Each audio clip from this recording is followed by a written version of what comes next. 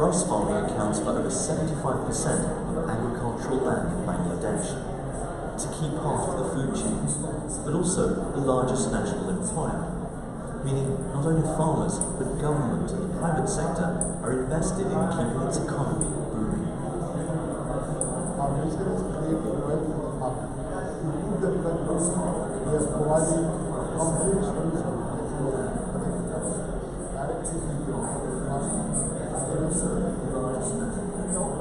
Geodata collected via satellites in space is providing information, detailed like never before.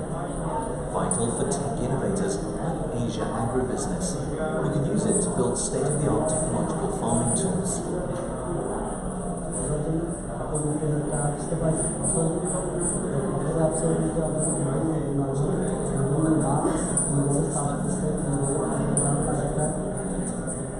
The farmer enters their personal details, including crop type, scale, and location, and this is correlated with geodata to provide personalized hands-on advice, helpful for adapting the way you farm in the face of climate change.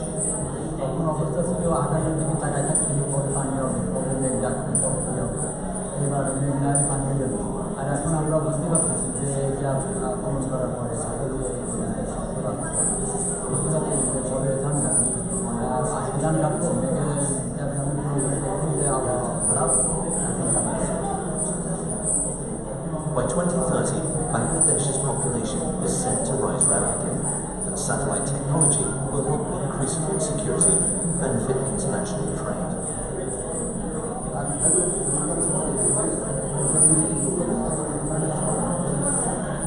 Entrepreneurs from all sectors, government and private, are invested.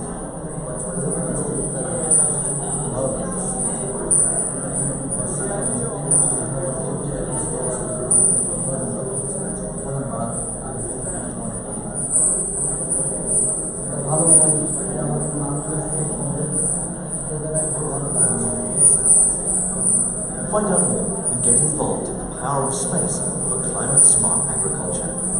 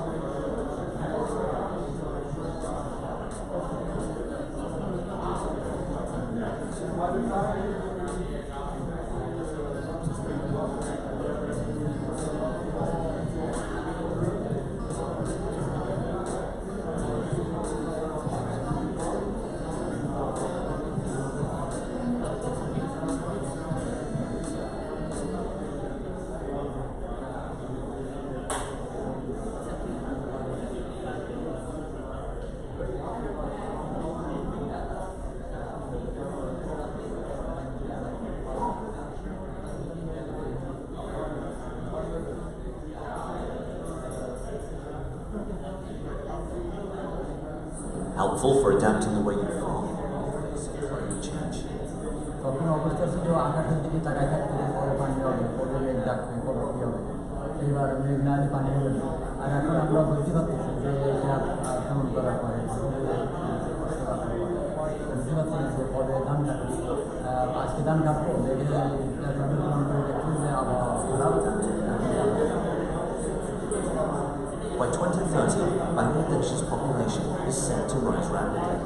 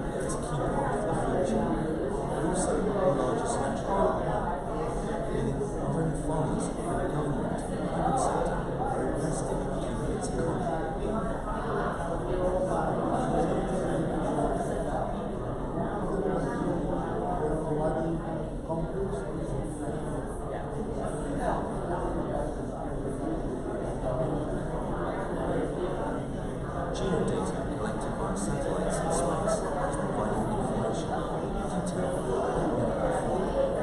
vital for tech innovators like Asian businesses who can use it to build state-of-the-art technology tools.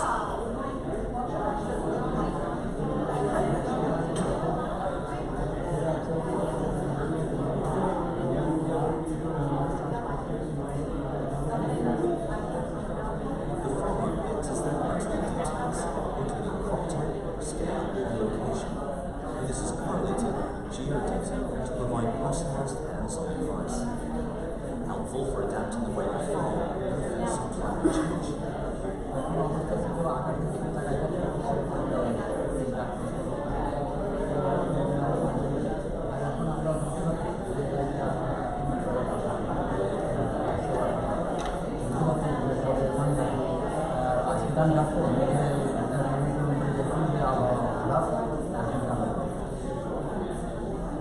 By 2030, Bangladesh's population is set to rise rapidly, and satellite technology will help increase food security and benefit international trade.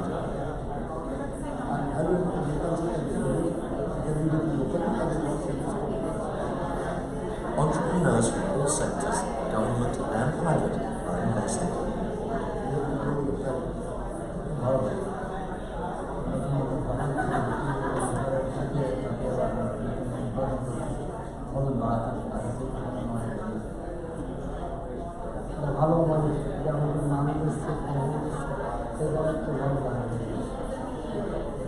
Find out more and get involved in the power of space for climate-smart agriculture.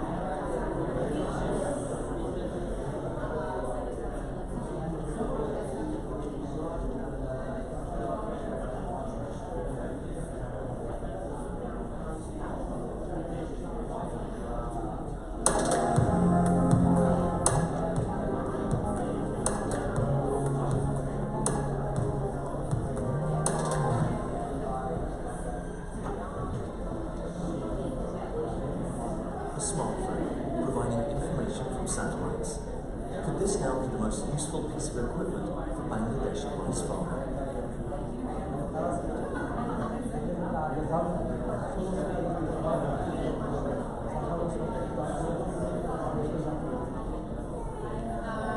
Rice farming accounts for over 75% of agricultural land in Bangladesh. It's a key part of the food chain, but also the largest national employer, meaning not only farmers, but government and the private sector are invested in keeping its economy booming.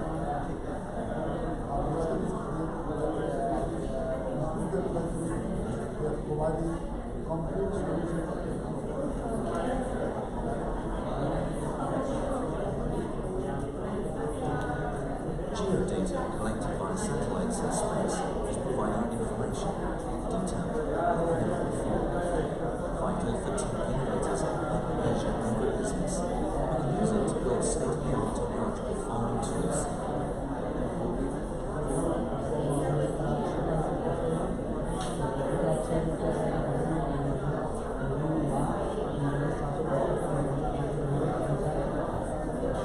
The farmer enters their personal details, including crop type, scale, and location. This is correlated with geodata to provide personalized hands-on advice, helpful for adapting the way you farm in the face of climate change.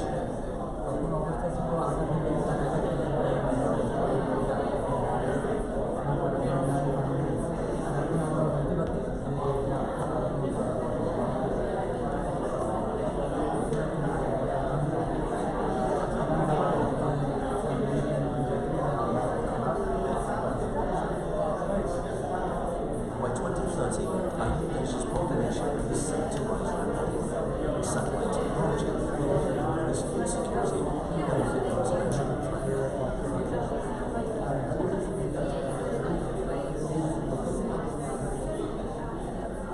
Entrepreneurs from all sectors, government and private, are invested.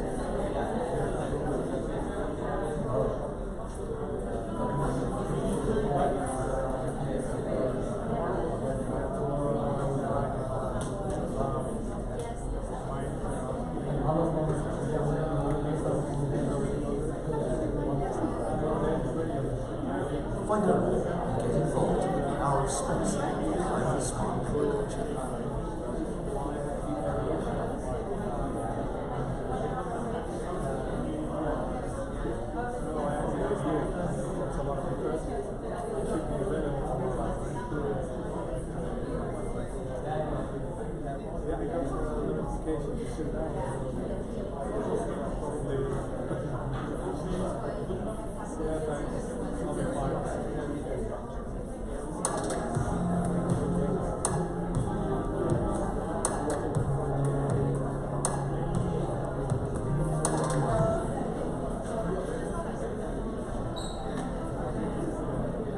A smartphone, providing information from satellites. Could this now be the most useful piece of equipment for Bangladesh rice farming?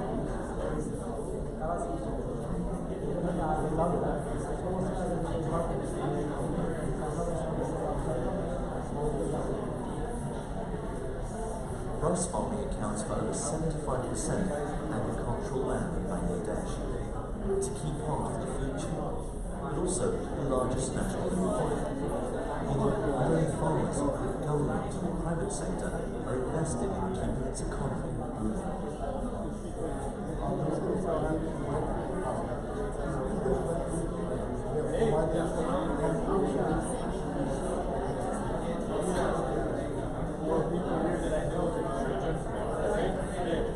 Geodata collected by satellites in space is providing information, data, and calculators and measuring business. You can use it to build state-of-the-art farming tools.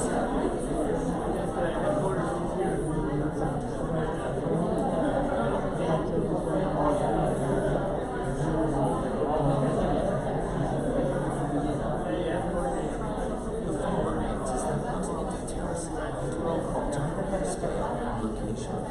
This is correlated with geodata to provide personalized housing advice, helpful for adapting your own farm in the face of climate change.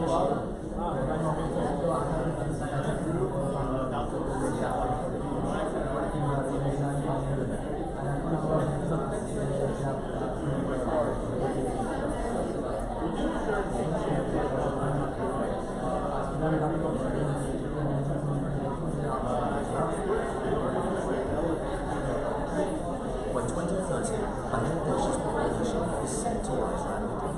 Satellite technology will increase food security and benefit international trade.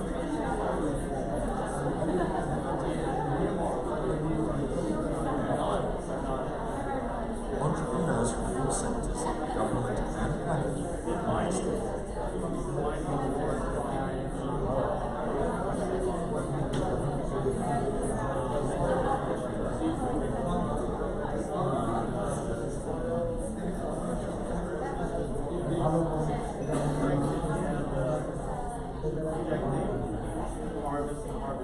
Find out more and get involved in the power of space for climate smart agriculture.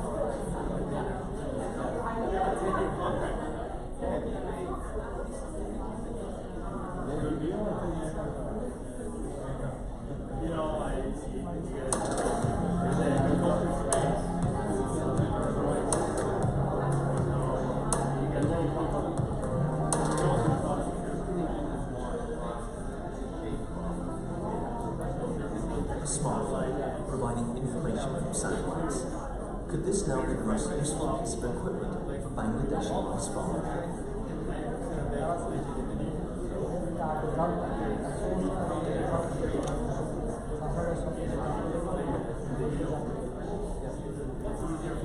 Rice farming accounts for over 75% of agricultural land in Bangladesh.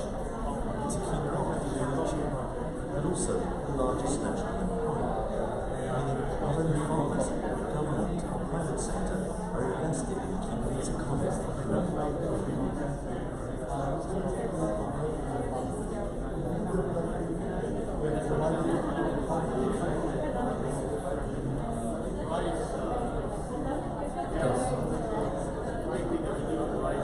Geodata collected by satellites in space is providing information, data, like never before.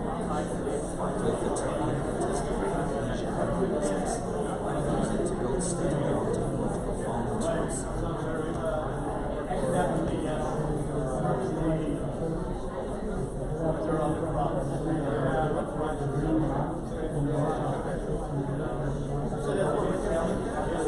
The farmer enters their personal details, including crop type, scale, and location. This is correlated with geodata to provide personalized housing advice, helpful for adapting your own farm in the face of climate change.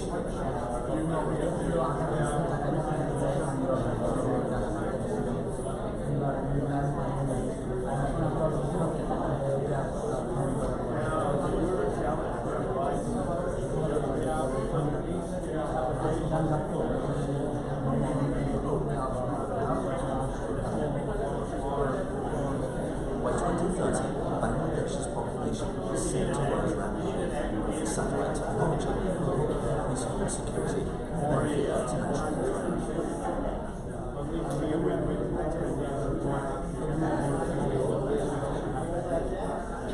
entrepreneurs from all sectors, government and private, invested.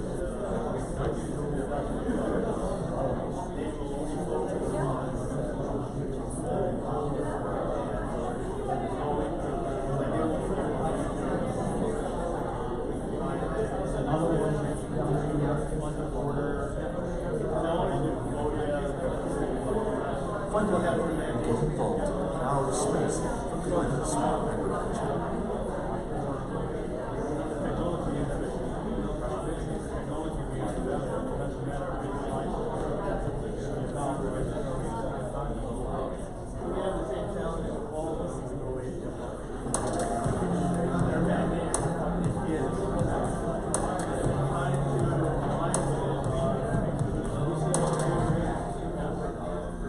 Okay, folks, I think we're going to, I can just ask you to take the nearest seat, and ideally a seat towards the front.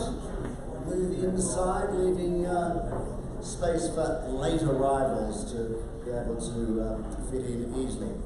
Well, first of all, it's my great pleasure to welcome the Netherlands Ambassador to Singapore, Margriete Vono. Very nice to meet you, and welcome to Level 3. Very nice to welcome back Australia's High Commissioner to Singapore, Mr. Bruce Gosper. Bruce, nice to see you back here again. Thank you for joining us. A few other folks I'd like to welcome. I mean, there are many people who have travelled a long way, but firstly, I'd like to welcome Rud, who sort of put a lot of this together from the Netherlands Space Organisation. One here from ICO, who you'll be hearing from a little bit later. And of course, there are many presenters this afternoon we're going to hear from. And of course, you, the audience, are going to participate. So, just very quickly, where are you? What is this? This space, just keeping in theme with the afternoon, this space here, Level 3, is managed by a company that I'm a co-founder with, and my colleague Derek, the other co-founder, called Padang. We manage this space with Unilever. Nice plug for another great Dutch Anglo company. Padang, of course, is fiercely Singaporean and Australian, and we manage Level 3. Level 3 is a space where great things do happen, like we're going to see this afternoon. We're very pleased, Padang, to be working with Grow Asia. This is the third in this series of their digital learning series. And so over the course of the afternoon, you're going to hear some people give us some background to what we're talking about, some great pictures, and then we're going to go into a panel, and then what we all like to do is ultimately network and get opportunities to speak to the project owners, asking them what's next, and most importantly, any words of advice you might have and how you might feel that you can become involved in their projects. Because, let's face it, space for agriculture, well, it's kind of an interesting play on words, but we work a lot as an organisation, as Paul, I'm sure, will tell you what they're doing with smallholder farmers, which is such an important part, the backbone of Asia, you know, numbering over 100 million smallholder farmers. Anything we can all do to make their lives easier and at the same time make everything about smallholder agriculture more sustainable for the planet is really important work. So, enough from me.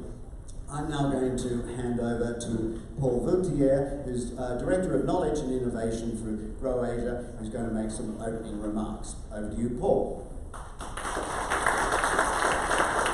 Thank you, everyone. I want to thank the Netherlands Space Office for working with us to present the session today, and I hope you find it very interesting. As business leaders, as policymakers, and as development actors, you are presented with a wide range of digital tools which you can use in smallholder value chains in a number of different ways. Our hope at Grow Asia is that these digital tools will transform the smallholder farming sector here in Asia over the years to come. Digital tools are an exciting opportunity to make smallholder value chains more efficient and in the end more prosperous for farmers. Our hope with this series, work on smallholder value chains as business leaders and as other important actors, and your understanding of these tools is critical to seeing them adopted. And not just understanding these digital tools, but also partnering with each other. So what we're trying to do through these events is connect business leaders up with development actors, with policymakers, with farmer groups, so that we can bring these digital tools to more farmers. At our last event, we explored how we could use drones to spray crops in a way that would protect farmers from the safety concerns of spraying themselves, but also make spraying much more accurate for farmers. Today, we move over to the question of Earth observation, and particularly satellite sensing. What's really interesting about Earth observation satellites when we think about smallholder farmers is that we now have a huge array of data which can tell us a lot about a small farm. And to give you a sense, a satellite can tell us about the plant health on a small farm, moisture levels, crop type, weather information, and generally how the farm is going and advancing. So on one hand, you have a whole array of data which has emerged in the last few years. And what's interesting about satellite information is a great deal of that's actually free. So a lot of the satellite information is actually freely available. On the other hand, we have millions of farmers who need this information in order to plan effectively on their farm and make good decisions that are going to help them improve their yields and their profitability. But there's a gap between these two things. We have this new data set that we've never really had before, and the needs of farmers for this information.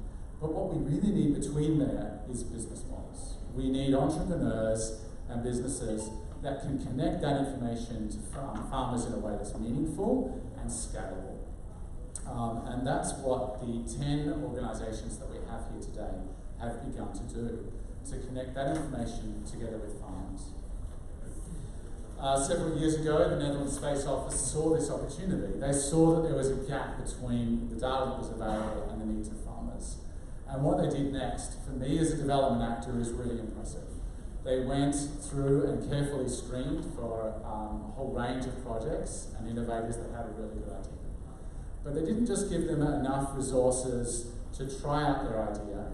They gave them enough resources to try their idea and try it again and try it again. And this is the theme that we see right across the digitisation of smallholder value chains. It's not something you do in 6 months, it's not something you do in a year.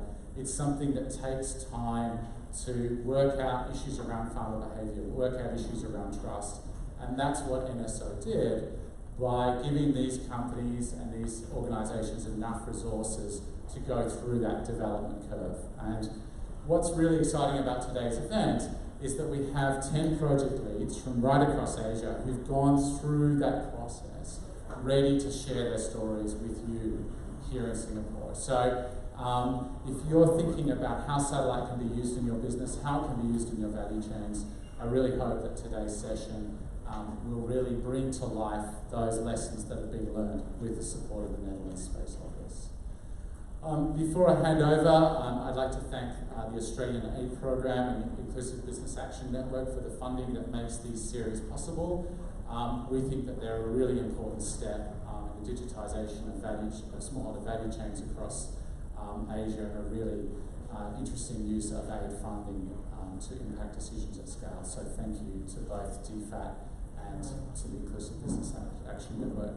I'll hand over to Adam now, and we can move on to the content of today's session. Thank you. Thanks, Paul. Our next speaker is someone who's travelled a little further than Paul. Marinus Verwey, who is the CEO of ICO Cooperation. ICO is a global non-government organisation who has the very big purpose to eradicate poverty, inequality, injustice, to enable women and children to live lives of dignity and security. So he's going to share a little bit about their work. So over to you, Marinus. Your turn is now.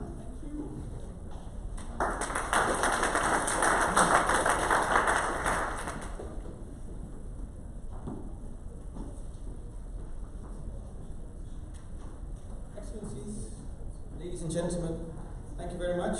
And it's an honor to be able to speak here today at this important event. I'm based in the Netherlands, in Utrecht, and our regional hub here in the area is in Denpasar in Bali.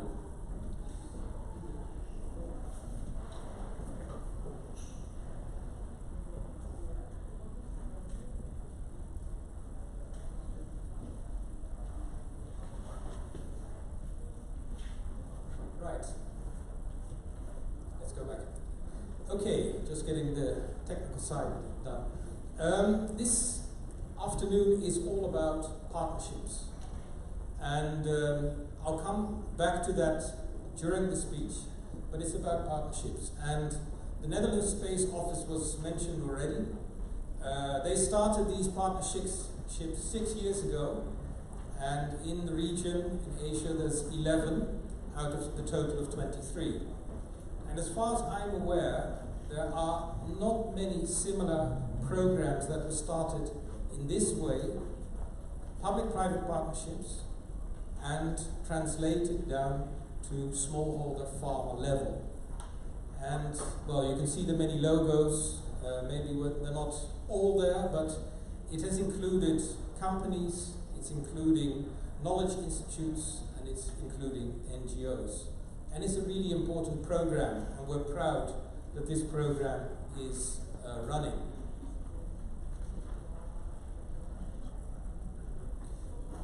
Just a few words about my own organization, ICO, established in 1964, so 55 years of experience in development, and changed enormously over the past 10 to 15 years. As you can see from this map, we have decentralized our operations, and we have 5 regional hubs on the 3 southern continents. And also what has happened is, from a traditional NGO that was mostly funded through the Dutch government, we have also become a hybrid organization, having a foundation but also having limited companies. So some of the companies that are mentioned here are actually companies that are SME developers, so that it's not only engaging in the business that is important, and in that way we've also changed our way of working.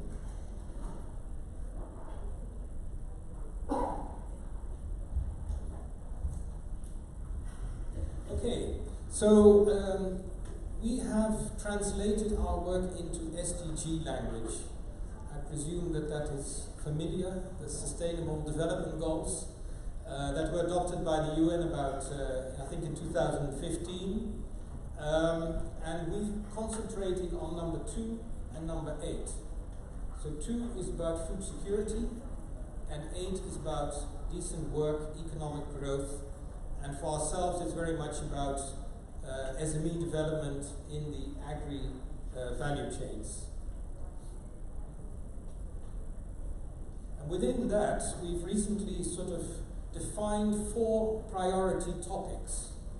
Because within the frame of 2 and 8, we believe very much in blended finance. So years ago it was all about grants. It's no longer only about grants. Grants are usually not good for businesses because they need to run on a sustainable business model themselves. We'll come back to that in a minute. So it's blended. About all our programs nowadays are about climate smart agriculture. With the climate change, we need to at least adapt to the changes. Youth entrepreneurship, which is a worldwide issue, that younger people want to have jobs. And what is the future of farming if we cannot engage the younger generation? I think the average age of farmer is 55, and that is not the sexy type of job that many young people are looking for. So that's a real challenge. How are we going to change the face of agriculture? And last but not least, new technologies, and that is what this afternoon is going to be about, what we are going to show. But we see a lot of interlinkage between these 4 priorities. So that I think that new technology can also make farming more interesting for the next generation, because they are much more literate with technology than their parents.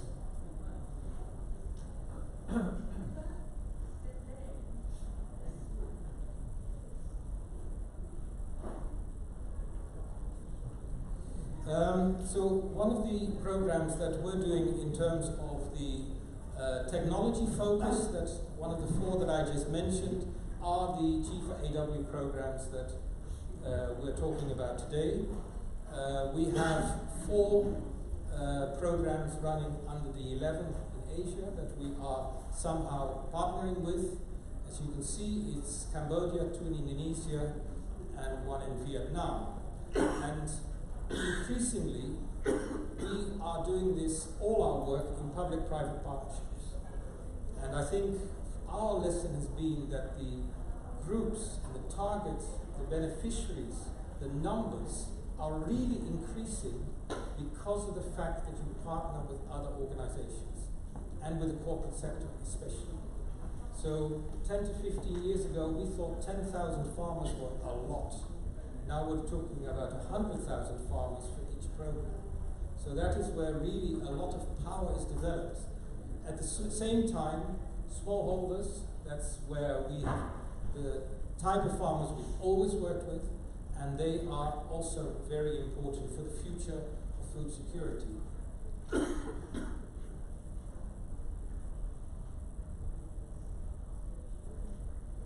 So just going to that big picture before we go into more detail on the G4AW programs. I'm sure this is familiar. We have enormous population growth. The population growth in Africa is going to be even much larger than in Asia, with many young people. But I think the important trigger line here is the middle one, that the agri-food sector is enormous and very important, and that we will need a 60% growth in food production to feed the world population in the coming decades. And I think that cannot be reached without engaging smallholder farming. And I know that some years ago the FAO said, well, let's concentrate on large-scale farming. Nowadays, that has changed. So the smallholder focus is not only about the importance of having farmers having a decent life and a decent income, it's also very important for the total picture of feeding the planet in the coming years. So most of the farmers are smallholder farmers. Too many are farmer by default. And that is also why it's so important to bring in the entrepreneurship in farming, also for the younger generation.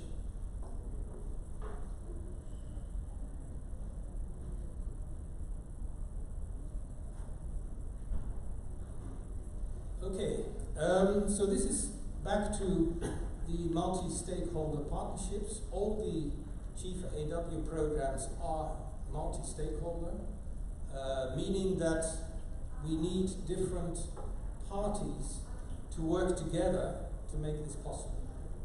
If you look at development aid, it used to be very much government-centered, and we now see that there's a shift towards the inclusion of companies, to inclusion of NGOs and academia. And that is a very good development. And I think the change with the SDGs is there's been a lot more buy-in, especially from the corporate sector, and not only from governments. And so this is important, but it's not easy.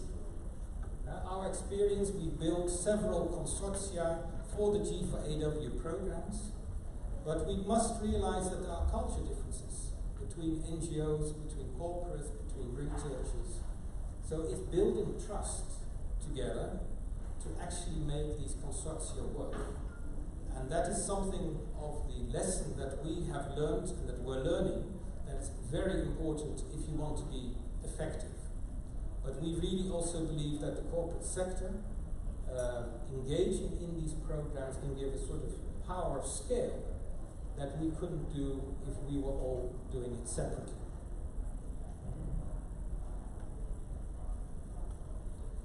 Okay, let's focus in now on some of the experiences, the early experiences that we have had with the satellite data programs in G4AW.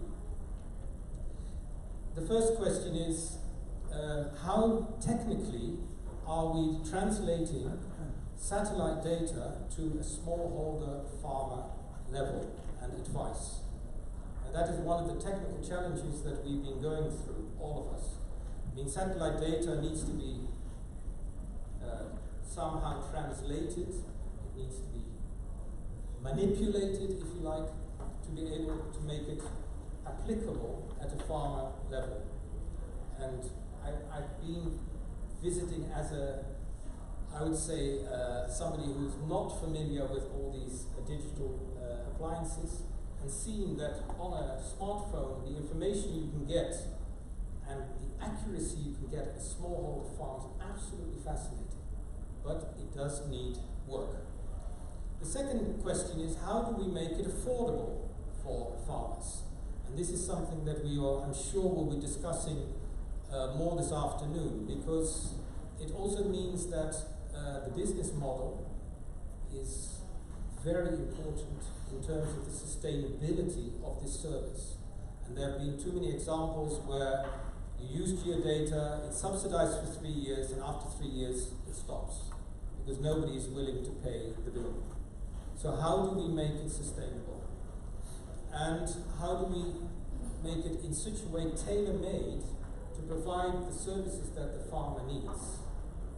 So how do we include the services, the questions that a smallholder farmer has? And I think that is extremely important. I mean, I saw this app where also, for instance, they could take a picture of a plant that they thought had a disease. They send a photograph, upload it, and they get an answer on what that disease is likely to be and how to treat it. But it's also to do about the weather conditions, it's to do about your soil. And so it's very important that the program supports good agricultural practice and supports the farmer in applying these.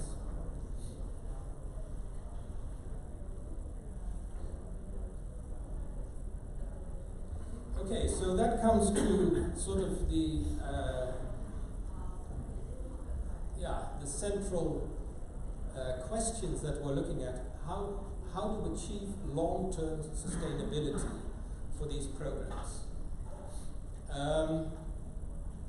And there's a few elements here. One of the programs that we are doing with East-West Seeds is based on a loyalty model. So it means that the clients of East-West Seeds actually get the information from the digital information from the company.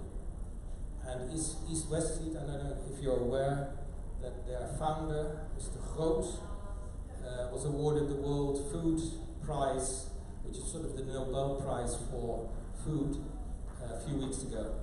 So that is one of the models that we've been working on with East-West Seeds in the Smart Seed program. But it also means that the program needs to have scale.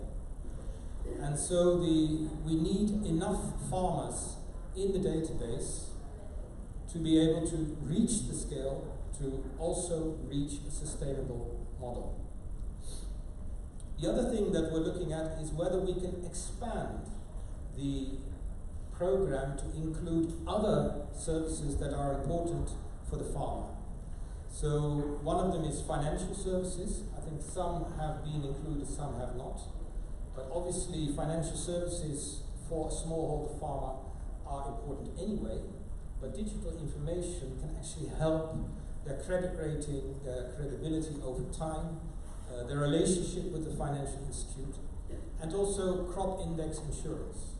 Some of those are not included in all of the programs, but definitely will need to be looked at because of the fact that they're important for the services that we give to the farmers. And last but not least, I started with saying that we do need still a lot of research on these digital applications. So this is an ongoing program, and we're looking at a sustainable business model. because otherwise it will stop after the subsidy is stopped, after this program support from NSO is stopped. But we're also looking at continuous development in a more technical sense, academic sense, of the information that can be provided. So that is the issues that are on the table, not only today, but also as we are doing conferencing in Indonesia from tomorrow onwards, and learning from each other on what could be the best models. So I would like to close with the slide I started with, and also encourage that new businesses actually engage in this, in these type of programs. We need more businesses. We need businesses that are committed for a long term and that are willing to invest and are willing to look at the business models that are also there for their own business. It's not just about doing good. And also we need scale. So we're looking at scale, we're looking at expanding the business, and we're looking at sustainability of these programs. Because it's made a fantastic start. I'm very impressed. I think it has the future, but we're not there yet. Thank you very much.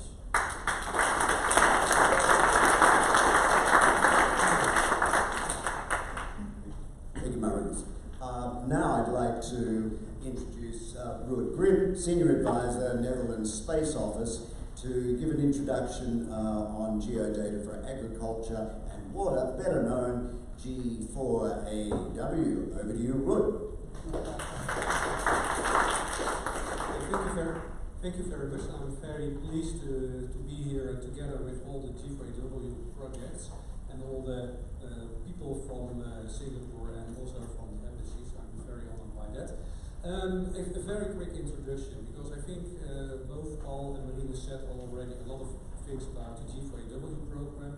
It started 6 years ago with a vision and an ambition to develop and deliver timely and actionable information for smallholder farmers. And funding is coming from the Netherlands government, the Ministry of Foreign Affairs, from ODA funding. So it's really targeted at those countries where really farmers need a lot of assistance.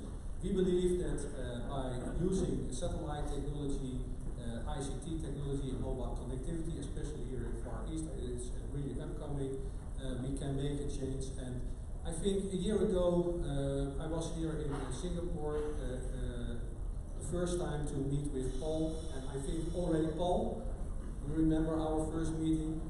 We spoke 10 minutes and then we said, yes, we are going to collaborate. That is what I'm expecting from you. You are here for now 2 hours, that's much longer time. So you have much longer time to get acquainted, and I really hope that after this meeting a lot of networking is taking place, you exchange information, business cards, and you really have a follow-up, because that is why I think we are here. We want to inspire you, and we hope, of course, you help us scaling up, let's say, this type of activities, not only for the countries where the Dutch government, let's say, has partnership relations with, but I think there are much more farmers that we can serve, and we have to do that together. Thank you very much.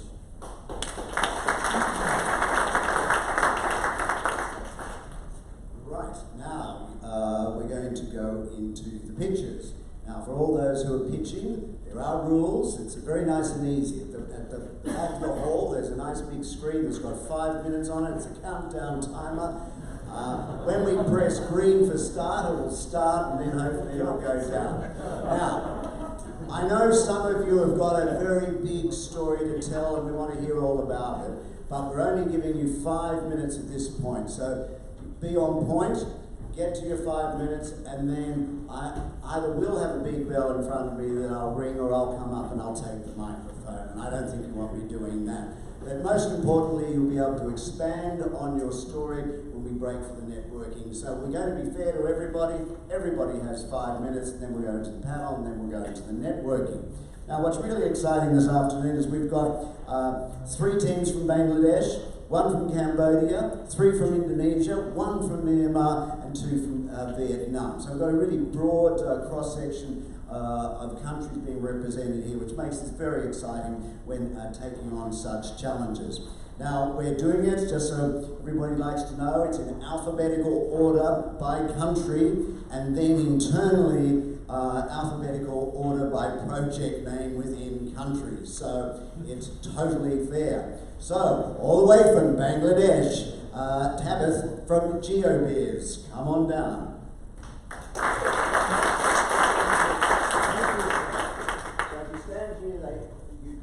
By the way, I forgot to say, this is being streamed all across ASEAN. There are hundreds of people listening to this broadcast, so it's very exciting. Maybe 100. No question.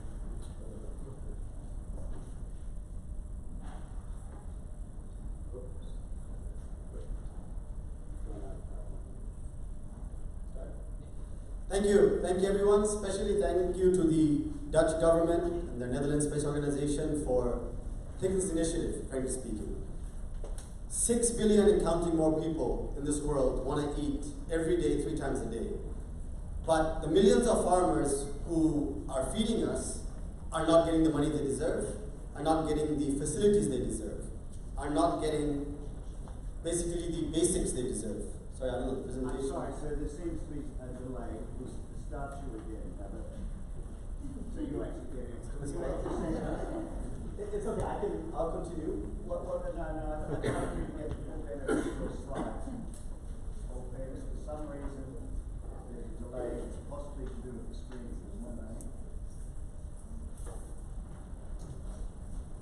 So, just while we're getting that right, I don't want everyone to be tense. So, how long has the project been going for? 3 years. 3 years, wow. And what's been the most exciting part of the 3 years? So far being successful. That's quite exciting.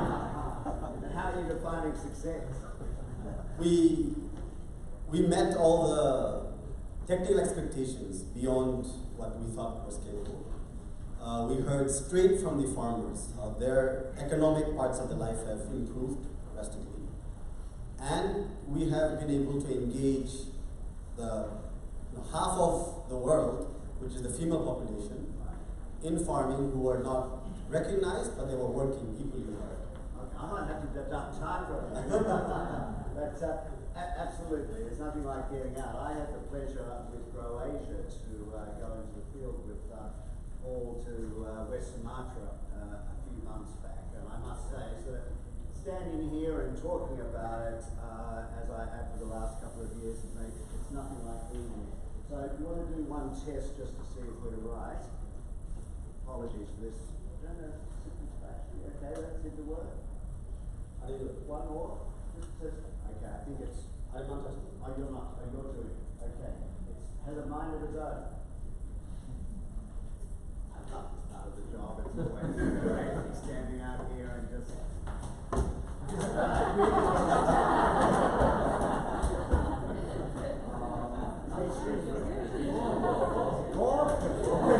The dancing's better than the singing. I'll give him 5 minutes. So,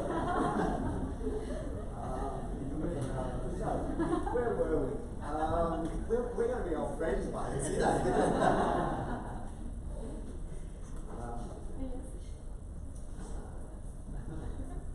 That looks good. Do you want to try one? Don't touch anything. You did that. You did that. You did that. That's good. You did that. That's me. Okay. Okay. I think we're in control. Could we go back? We can. Yeah. I gave you 4 seconds. Could you go to the vision? Over to you. Okay. Thank you. So the idea of this project was basically using satellite imagery and satellite-based weather data to help basically improve the lives of farmers. In the target area that we work with and want to work with, northern part of Bangladesh, it's called the Rangpur division, where 30 million people live, mostly on farming. Each of their land holdings are less than half an acre, meaning within 25,000 square foot, they have to produce their food, which they will sell and hope to earn a decent living. Based on this data, we have actually incorporated 3 aspects from the satellite imagery. One is pre-harvest, which is basically before they start harvesting, take images of the soil condition, regional flood waters, and any other area where crops were damaged to advise the farmers even before they start harvesting when and what. Second is mid-harvesting, where we see the vegetation images, the greenery or any other color that's required or desired, and to really advise the farmer on how well they're doing. Are they on track or they're not on track? Have something happened? And third is, of course, post-harvest. Post-harvest doesn't really help the farmers as much, but it really helps the other stakeholders like insurance companies, supermarkets who are buying the harvested products, trucking and storage companies, non-government organizations which may have given microfinances to these farmers. So there's a whole host of stakeholders that are involved in this process. Our model is very simple. We are basically selling 3 products through the cell phone.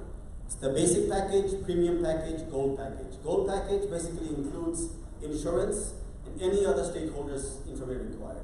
Basic packages for the people who don't have smartphones, so the app doesn't work very well or at all on their phone. So we use basic SMS and voice services. So everyone is included. We have not left anybody out. In the Million Farmer database, at any given time, 200,000 farmers are using our system currently for small landholding, for vegetable production mainly, not big crops like paddy and maize, but for vegetable production. So what is the utility of this thing? The satellite images with weather and images are sending us information which we are analyzing. We are adding the analytics to our intelligence of farming and harvesting, and we're pushing the best harvesting practices for that particular crop. And you know, in Bangladesh, we have over 150 varieties of vegetable crops, starting with eggplant, carrot, cucumber, to leafy vegetables like okra, spinach, which are highly susceptible. Bigger problem the world talks about is food production. But as we produce more food, we are not realizing how much food we waste. We waste by not having good inputs. We waste by not having good time of harvesting. And we simply waste by not having good storage or timely harvesting from our fields.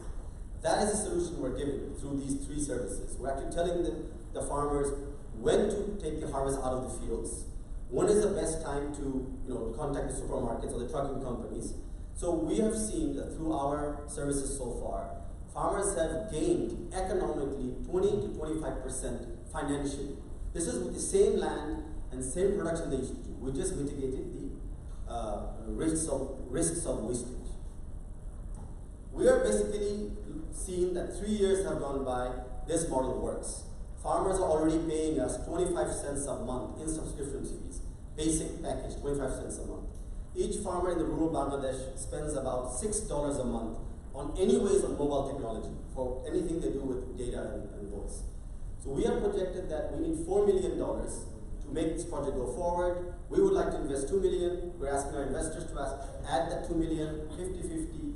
And in 7 years' time, you can exit with a minimum 6% profit per year. And this is only talking about a target of an area with 30 million people.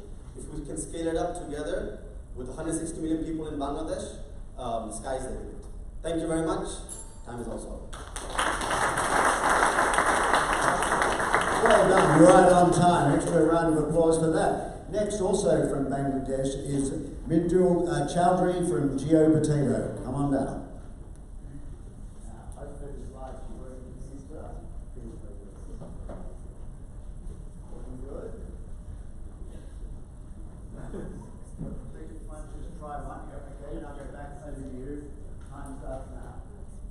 Thank you so much for this opportunity to the Dutch government and the NSO. So I'm here to talk about a phenomena called leaf blight, which actually devastates a significant portion of potato farmers in Bangladesh, and causing different kinds of national havoc and in terms of productivity. So in order to prevent this from happening,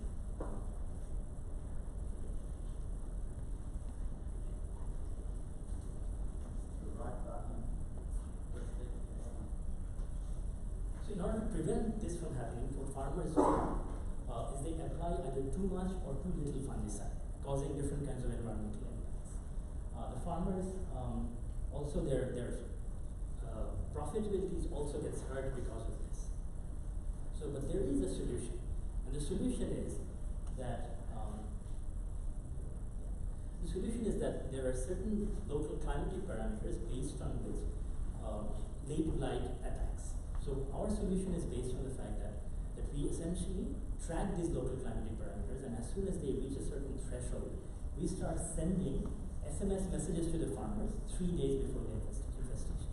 And we are now also creating a GeoPotato Plus service which incorporates C2C best management practice recommendations for the entire season.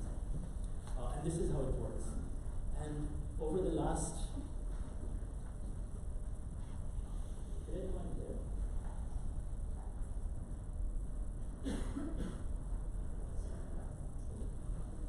over the last 1 year or so, actually over the last 3 years or so, we have worked with thousands of farmers, and then the total number of subscribed farmers that we have for our service is about 42,000. And we have seen that the average financial benefit for these farmers is about 200 euros per hectare, which means that if you aggregate this for the entire 42,000 farmer population, the financial benefit is about 8.4 million euros. And we have achieved that with a cost of operational cost of only 35,000 euros, because a lot of the service development costs have already been borne by the government. So essentially, our business model is based on two revenue sources. One is the subscription free for farmers, and the other is the subscription free for agro input companies promoting their products through our service, through our SMS service. And our costs sources are essentially recommendation costs, operational costs, and service development costs to kind of expand the service to other areas. And through our break-even analysis, we have seen that the GeoPotato service will actually break even within the third season, and the GeoPotato Plus service will actually break even within the second season. So what we're essentially asking for is an investment of anywhere between $300 to $400 million, so that we can actually scale it up across the whole of the nation and also outside Bangladesh. So essentially, during the project, we essentially worked with a particular region in Bangladesh. Now what we have to do is essentially scale it up across the entire nation. So that is what we need the investment for. And we essentially, I'm looking forward to all the interested parties to explain more about the service and how we can actually scale it up in Bangladesh and then go global with the service and essentially build on the successes that we've already achieved. Thank you so much.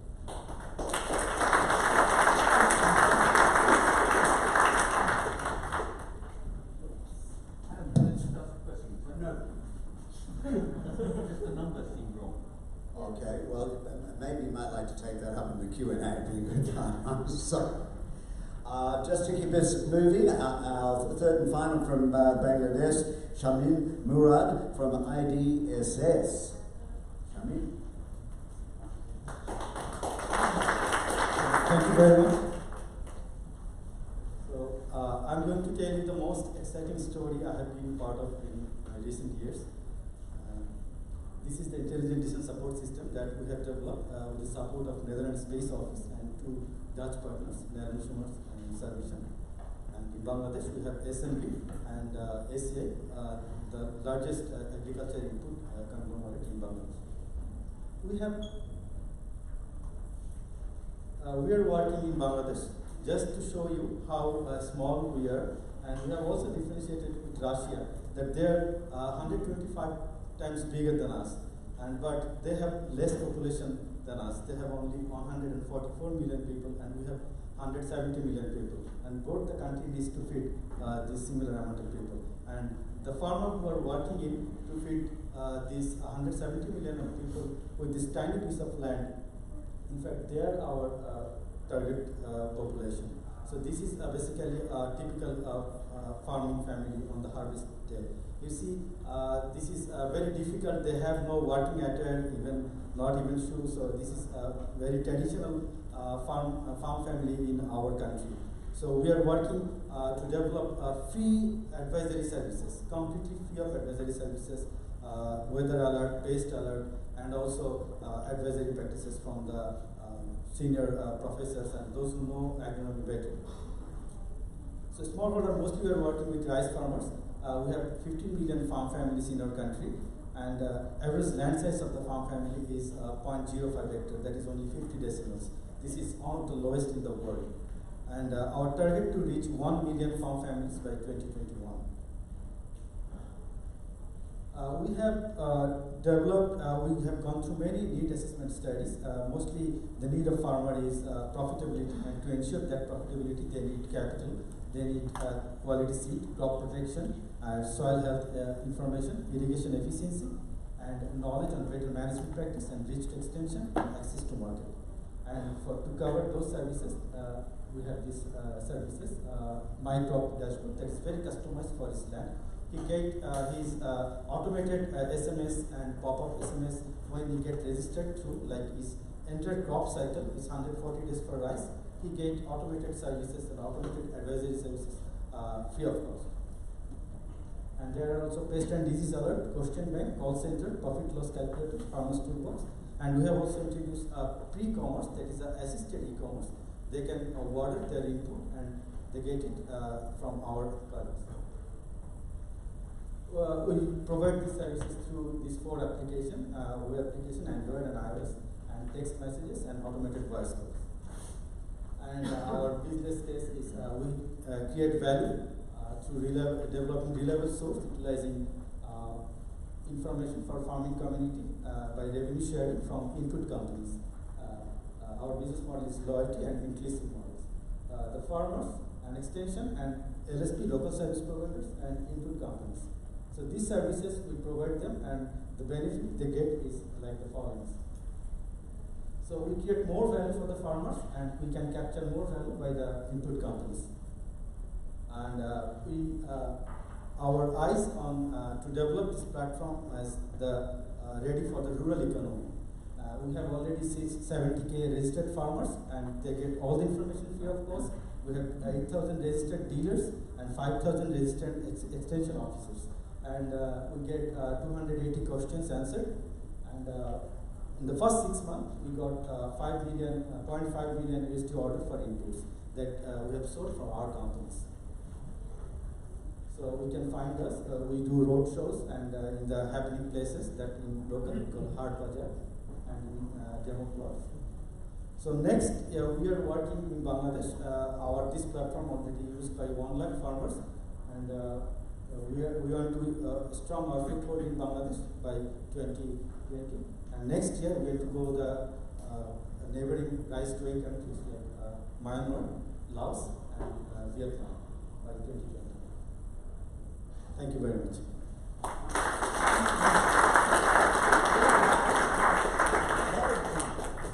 Take just 30 seconds. That's very good of you.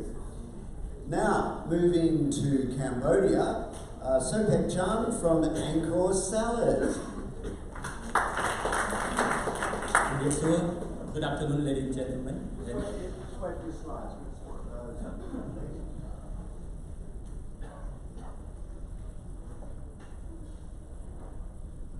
I can see them on the laptop. It's going to whoosh you over there in a second.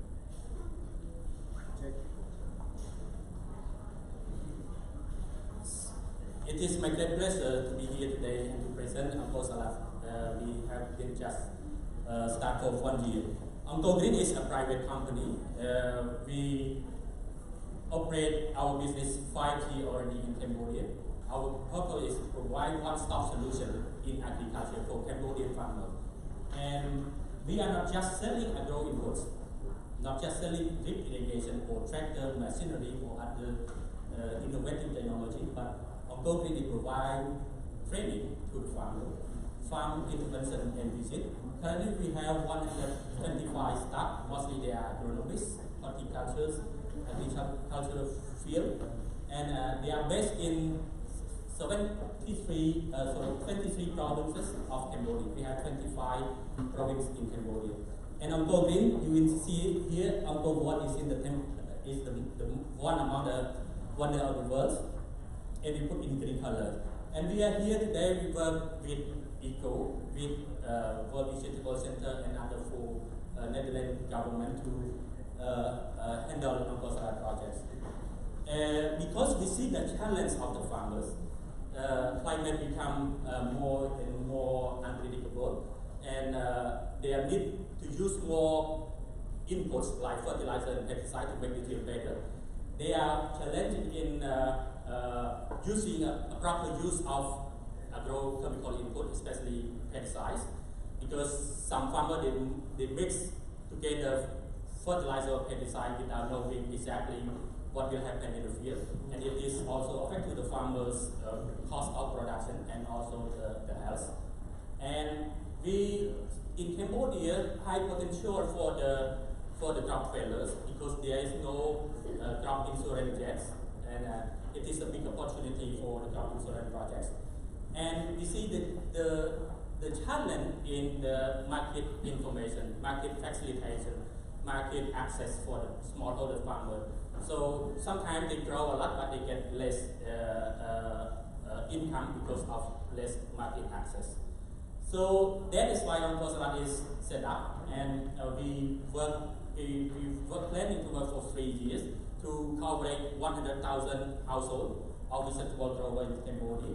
We work in 16 provinces of Cambodia, and not all the 16 provinces is not only vegetable growers, but other crops, other high potential plantation like cassava, rice, mango, cashew, and some other crops. And this service we also provide to the farmer association, cooperative, microfinance, and hopefully they will get more clear information for their business facilitation. And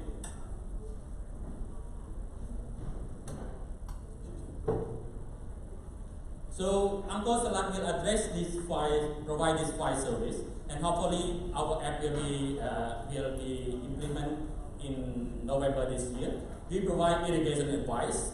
We provide fertilizer application because we have identified the crop certain vegetable to be introduced to the farmers, and we know exactly what nutrient they need, and soil fertility we know how farmers they should use the input prior to reduce the cost of production and to increase the yield. And crop management advice, because we have a lot of all 65 of our team are in the field in mostly they are agronomists, and they work with the farmer to provide the intervention support to the farmers. And we also link to the market through the market information, provide the platform for the retailer to the buyer who can log in there and they can find who is the producers. So there's matching between buyer and producers. And we will advise on the Cambodian Good Agricultural Practice. We currently, our Ministry of Agriculture, because one of the General Department of Agriculture, also our consortium members, and they are training our team to become a trainer, and now we getting training. We will plan to train the farmers, and this advice will be included in our service. As you see in here, Untitled team will work closely with the farmers to collect all the information, farmer profile, farmer data, soil profile through our demonstration, and it will go to Untitled app. And the app will be we will translate the information from the satellite data and give this information back to the farmers. And then farmers they can subscribe and pay the service. And another one, we can also work with the cooperative, the NGO development program, and some others private company like microfinance, some other buyers, they can access to the information and buy they get the information. So it is a big opportunity for Cambodia, because we are not just only working in vegetable, but cassava is second leading after rice. Also, we have mango, cashew nut that we are very special in sexual service.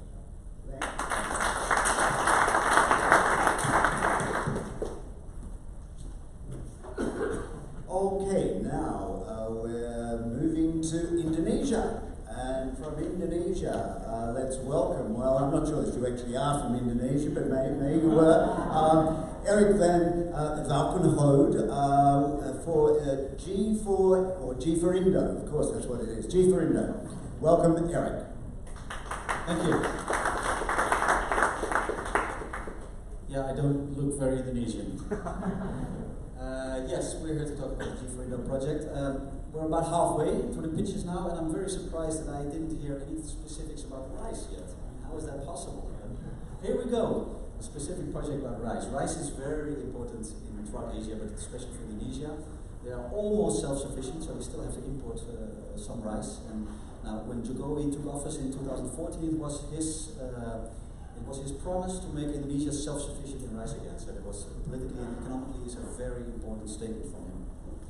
However, the rice is threatened in Indonesia by a lot of things, pests. We have droughts and we have floods. You only have to open the newspaper and there's a lot of news about that. So what to do about this? For this reason,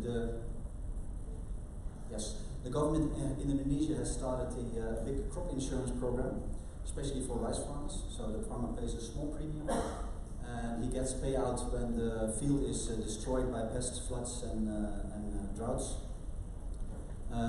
We defined the project together with Jacindo, the state insurer, to build for them a tool to make this insurance work. And I'll tell you why. This is the project consortium. To the right side you see a number of Dutch partners, and to the left side the Indonesian counterparts, of which Jacindo is the product owner, the insurance company. So we use optical satellite data as well as radar satellite data, because it's very cloudy in the wet season, so optical data won't do much good there. What we do is we transform, if it works, yeah. So we follow the crop growth over time. A normal crop behaves in a certain way, but also a crop that is drying, or if there's a flood or pest and disease, you can see that in the crop growth curve. So we transform the images to leaf area index, and the idea, it goes a little bit too fast. The idea is that you can, by following the crop growth, you can look at a normal graph of rice. For example, this case, this is like a normal growth curve. But also you have like a damaged crop, and you can see that in the crop growth curve. Dried out rice fields look like this for us. So this is an example of 2015. The project started in 2014 and it's already finished. So what we built for Jacindo is an analytics platform. So this will allow Jacindo to check claims. So how it works is like the farmer has a claim, for example, he says that his field is flooded. How to check this, because it's prone to frauds and insurance like that. So with this platform you can go to the specific field of his, you can analyze from a number of data points, being optical data, radar data, but also weather data. You can check if this claim is correct. So this platform is meant as a tool for Jacindo to check claims.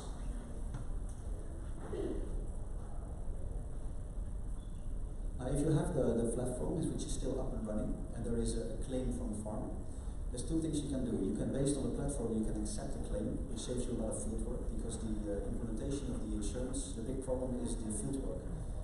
Now they are still going for each claim, they have to go to the field throughout all Indonesia with a number of people to establish the amount of payout, to measure exactly the damaged area, and we think this can be done by satellite data. The second option is that you reject the claim because you don't see any indication of flooding, pest or disease or drought. But the third one is more likely, it's undecided. So you still have to go to the field and reject or accept the claim based on that. We have seen that more than 50% of claims can be directly accepted through this platform. So that will save about 50% of the field work. And the amount of field work is so much that this insurance could never be profitable for Jacindo without this system. So everything is currently it's also a cloud version, but for various reasons we made a dedicated processing box. So all the data is being processed on this little mini PC, which is running 24/7 at LAPAM, the Indonesian Space Agency. It ingests all the data and spews it out to the system.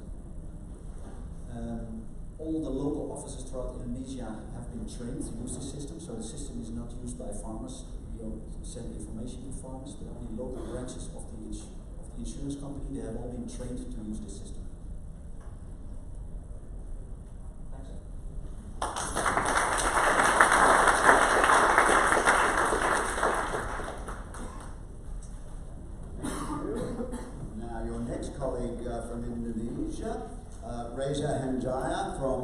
plant seeds. Over to Reza.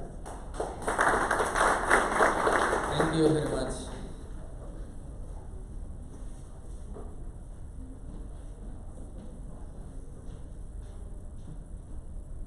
Okay, everyone, thank you for the time.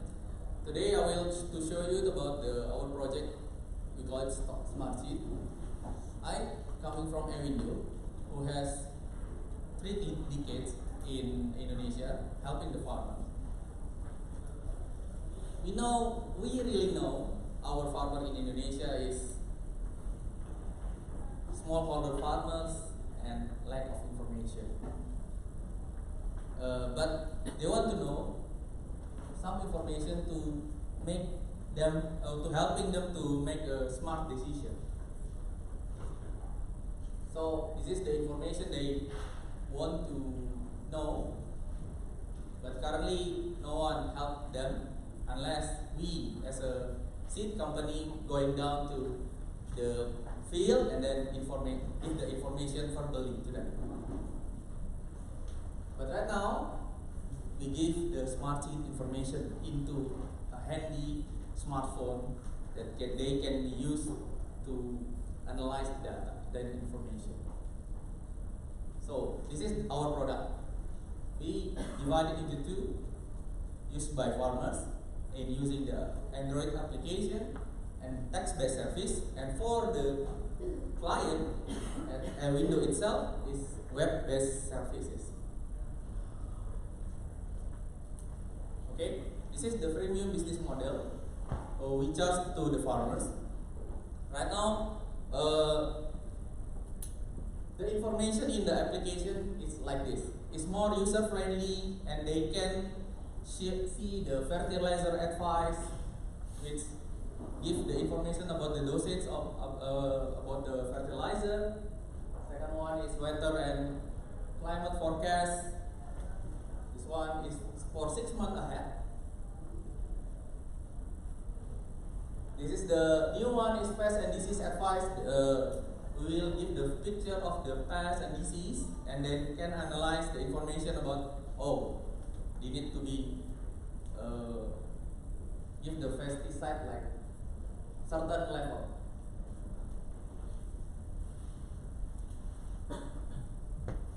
Irrigation advice. Irrigation advice also we still figure out to information to give the more user friendly for the farmers. We can show it now. This one is text-based services. So basically, not everyone in Indonesia using the smartphone, especially for the farmers. So we give also information. Same with the apps, but a little bit, minimum character because only in text messages. Up to now, we have 20,000 users of farmers in application since it launched in last year, 2018.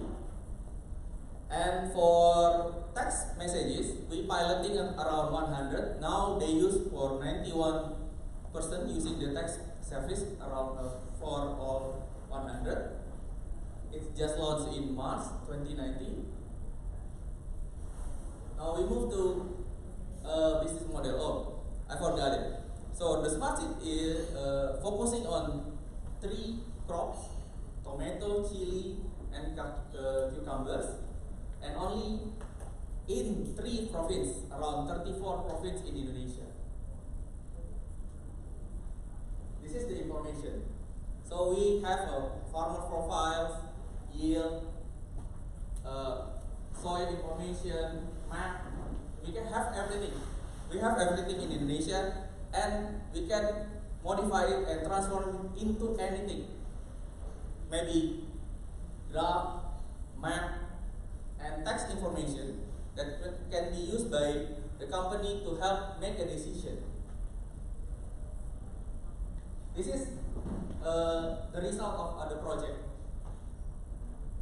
The advice to the farmer gives the farmer reduce the cost 3% up to 80%, mostly about the fertilizers. And the second one, increase the yield up to 28%. So you can imagine in Indonesia, we have 35 million farmers. So big numbers for and potentials.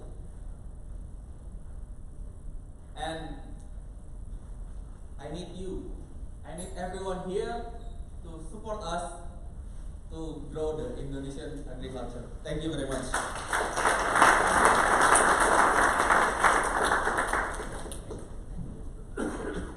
Now, Fatma Razi is going to spice it up, also from Indonesia. Thank you. I look more Indonesian.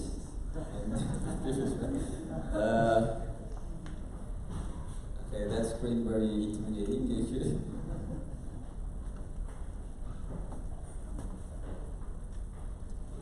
Okay, sorry. Let me check.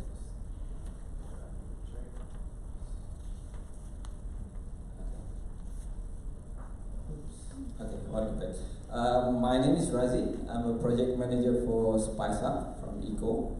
But today I'll be representing the Verstegens. Verstegen is the owner of the project.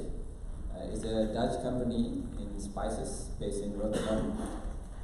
So the Spice Up, we also work with the satellite data. We provide recommendation for farmers based on satellite data. But our commodity is in peppers in Indonesia. These are our partners. Verstegen is the owner, ECO, from both Indonesia and Netherlands, consists of PPP consortiums. This is our area of work. We work in 4 provinces in Indonesia,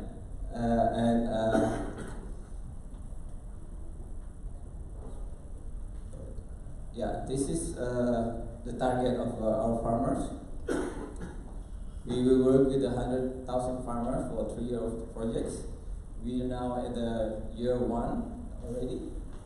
We also try to encourage B2B, 500 B2B, and also we will try to improve farmers in performing their agricultural practice on their farms. To start our project, we do our first challenge mapping. We do a baseline basically. We interview more than 1,000 farmers, and from there we identify a key finding. At the moment, because of the price of pepper very low, it reduced the time they use to spend in the farms. It's also reduced the time to buy the input for the farms.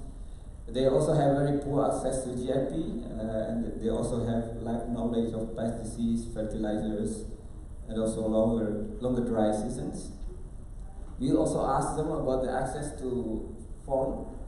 88% of the farmer has access to phone, and from that 88, only 2% don't have access to smartphone. So they basically have a good access to technologies, and most of them has access to internet at home as well. So this is a good start for us. I will jump quick on this. I'll skip this one because it's already presented. Collaboration is what we expect in our project.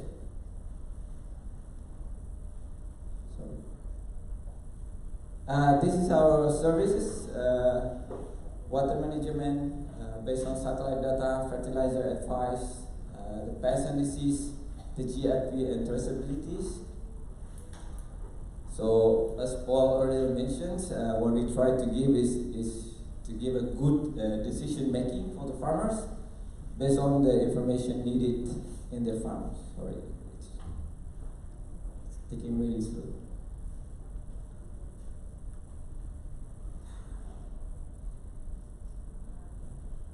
So here are the service. We have 5 service channeled through the app to the farmers, and in that 5 service, we divide it into 2.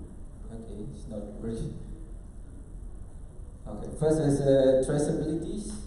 What we offer in traceability is that all the product under Spice Up can be traceable to the farmer level. It's easier for us because we work in the single commodities. So you can actually trace where it came from, and not just where it came from, but also how the farmer performs in the plot. These are the landing of our buyers. So buyer can actually find the nearest farmer who has a product, and then they create a transaction, make a transaction, record all the data of the farmers. In the on-farm activities, we combine the satellite data with the field input from the farmers. So we create a parameter for monitoring. We work with the expert for this.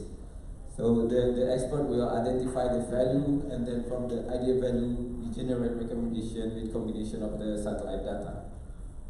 And that feed into the activities of the farmers. These are the landing for the farmers. You can actually register your farm, and then on the third one, you put the parameters of your crops, and then you generate the recommendation, and it goes to your plot informations. What we offer here is a gamification of farming. So farming can be fun, actually. It's not just about farming. And also social media. You can follow social media farmers. You can also see how they're performing. They work offline. And also B2B opportunities. Can I have a short one? So in the business, we know that after the project finished, we hope we still able to financially running this project. So we encourage all of you to contribute, to join us as a client.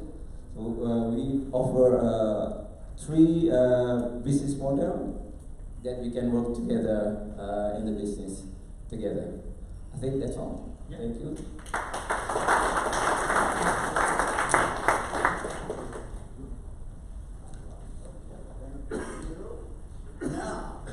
Now, one presenter from Myanmar, Wuko Van Root, My Vaz for Agri. Just you get the best effect if you're holding this way. Okay, welcome all. As you can see, I'm also not from Myanmar. Our counterparts, they made this presentation, I got it today. So I'll try to do my best. It's quite a lot of slides, so let's go fast. This is about an application in Myanmar. We are doing first rice monitoring, and it's connected to mobile connections. And important is that all the information is going to that, and you can see that 80% of the Myanmar people are already using smartphones, so this is going very fast. Well, the smallholder farmers, they have some challenges. First of all, they're working with quite old traditional farm practices, and there are many challenges, and you can see in the next slide that the productivity of Myanmar is very low compared to the other countries. So there's a lot to gain there. Here you can see a couple of the partners which are working with us. Village Link, who made this presentation, and then Alba, the agri provider, the input provider, and Miyaki, all partners working together to provide information to Alba and also back to the farmers. So, of the app we are going to working, you can see that there are 4 million potential customers. So, if you're working with an app, then there's a high chance that it can be used. You can see that 66% has a smartphone, while the literacy rate is quite high, 90% almost. So the different target groups, first of all, of course, you have the pioneer farmers, and if you look to the business to consumers, you have the people who want to have some information, or it's all different types. So what kind of, there's something wrong with the presentation, I think, because it's half split, yeah. So you see that there are question and answers. So the Twato app, as this is called, it provides a tool to the farmers with question and answers. When they have something, there is a call center 24 hours or 7 days a week. They can ask information about anything. There's crop guides in it. There's financial services in it. We are building now a weather system and crop prices, and etc. There's also a locality program. If you scan a QR code on when you buy a product, then actually you get bonus points. So in a short time, there's already 350,000 apps installed and about 50,000 monthly active users. So data collection for business. From the farmers, we get a lot of information back, and then together with the satellite information, the geodata, and the app data, information is going, saying something about the locality of the crops, the stages, different crop stages, about floods, if they're occurring or not, giving information about the yields and output sales, and all kinds of other. So for business to business, first of all, the Alba wants to have acquiring new customers, and you see there's a lot of achieving long-term customer loyalty. And it's better explained by the next sheet, this one. So why is it used? It's first of all, if you use the app with all the information about from the satellite images and the information from the farmers, it improves decision making. When are you going to apply fertilizer or pesticide? When is the best time? And Alba can actually go to the farmer and tell the extension workers, go now there because now there seems to be something going wrong, maybe with the crop. That's also a side product. So first of all, for them it's more efficient and selling more products. And in the future also monetize, it's going to be used for crop insurance and microfinances. So the challenges are, among the farmers, the literacy rate is still a little bit lower than the rest. So there's a challenge there. You may have to make the application a little bit more user-friendly. And also sometimes it's not enough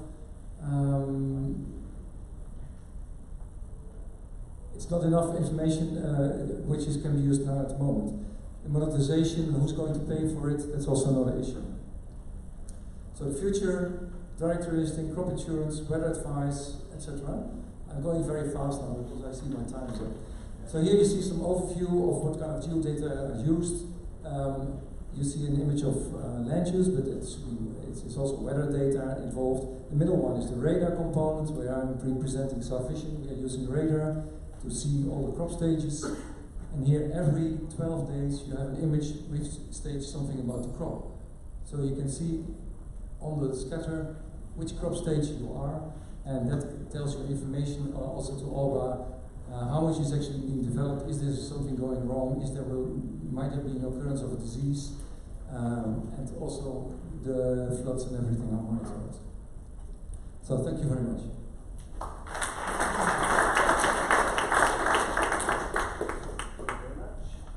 And now from Vietnam, green coffee. Hong Nguyen, our first female presenter. About time, no, let's give it up.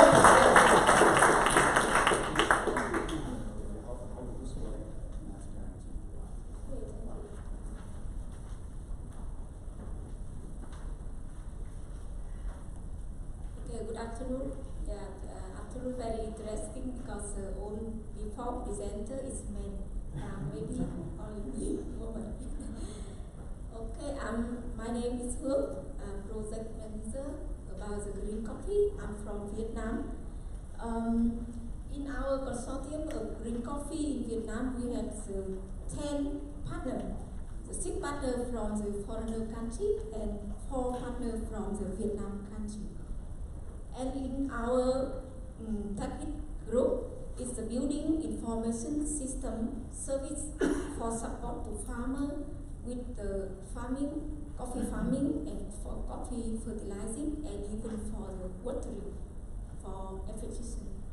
And as you know, Vietnam, the second country, has the coffee export very big productivity. In our country, we have around 700,000 area for coffee farm, and there are around 600,000 coffee farmers. They work in the farm. Yeah, and even every year the turnover from the coffee productivity, they contribute around 30% for GDP in Vietnam. That's why coffee very important in Vietnam now. But now they have some problem with facing, for example, climate change. The old coffee tea, they have to replace another one.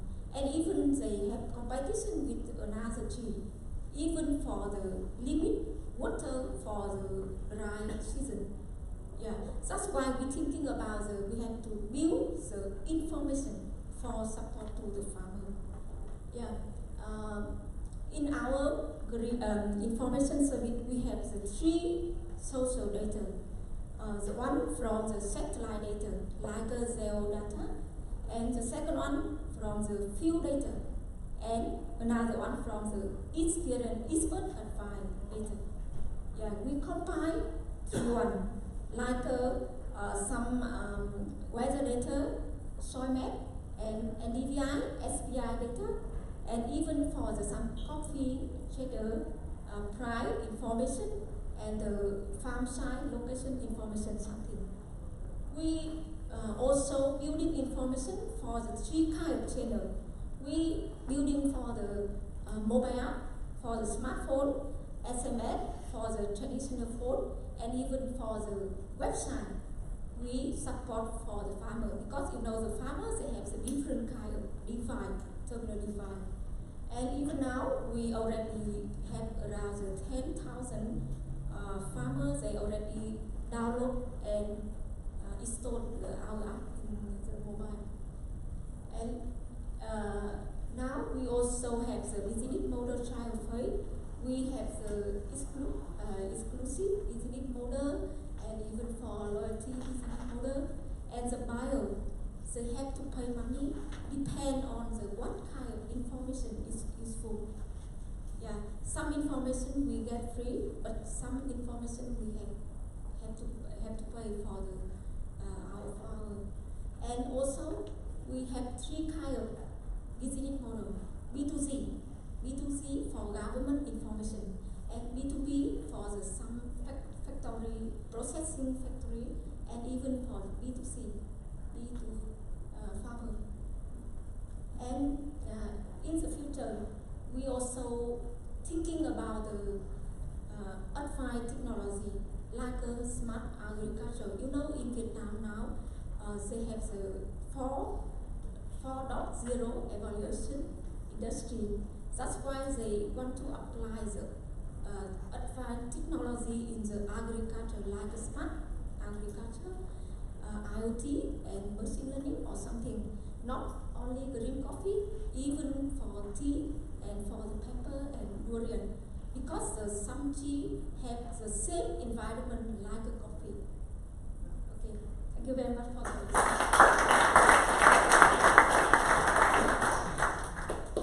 Thank you very much.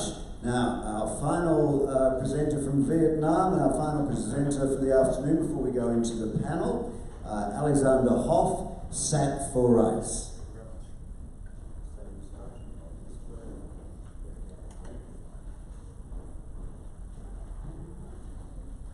Good afternoon, everyone. My name is Alexander Hoff. I work for an SME in the Netherlands, Nederlands Schumanns. Today I will be representing Set for Rice. Set for Rice is a project that we started 3 years ago with a great team of people. And I'm very, very excited to tell you about what we have done and why we have done it. So, very shortly, so what is Set for Rice? That's probably the first question that's in your mind. Set for Rice is a smartphone app that is being developed for smallholder rice farmers to provide information that helps them in the rice cultivation in the field. So far we've reached over 50,000 smallholder farmers in the Mekong Delta. We're currently looking to scale up with concrete initiatives in a few countries. So the smartphone app is Set for Rice. We make it smart by connecting the app to a cloud-based geodata platform. In the platform we use satellite data, but also other data sources, open data, also crowdsourced data to create, to our opinion, the best possible data set that you can have to base your information services on. And that's actually where the brains of Set for Rice is. We've done it for 2 reasons. Firstly, to provide the best possible information to the smallholders on their smartphone devices. And secondly, also to increase the efficiency of the complete complete workflow. So with a special focus on the rice miller. But we'll tell more about that later. See, I have a limited time, so that's a good thing, I guess.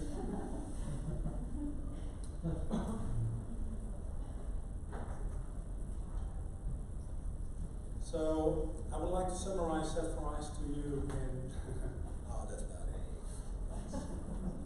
So I would like to summarize Set for Rice in 3 key principles that are important to us, why we choose to make what we have built. So the first one, and that is probably the most important one, is embedding in the local context. In Set for Rice, we work with a local rice miller who has over 1,500 field extension officers already supporting rice farms in the field. So when we realized that these people were available, we knew that we had to integrate this in the whole workflow that we have designed. Secondly, and that's also something I hear a lot today, the projects that we are doing, they are not meant to be a one-time project, but they are meant to be a start of a continuation of information service. But it has to be sustainable, also financially sustainable. And this means that you require a business case to make it sustainable. I think in Set for Rice, we did not took this business case as something at the end. We started with developing this business case. And actually, in the past 3 years, we've made a lot of decisions in the project based on the requirements and the boundaries of the business case. Thirdly is what we call integrated service provision. It means that you, of course, try to get best data available for your service, like the satellite data from multiple satellites. But there's also a lot of open data available. Most people know OpenStreetMap, but there is actually a lot of open data that can be used for these purposes. And thirdly, we use the smartphone app as a crowdsourcing mechanism to, when the extension officers are in the field, to push a notification to the system about what they see with their own eyes. That is important to create the best possible overview of the rice system as a whole, and to be able to power that back to the smartphone app that we have developed. So the smartphone app provides information about current rice growing conditions. So for each farmer, we automatically detect the growth stage of his field to adjust the advice to the rice cultivation, to that growth stage.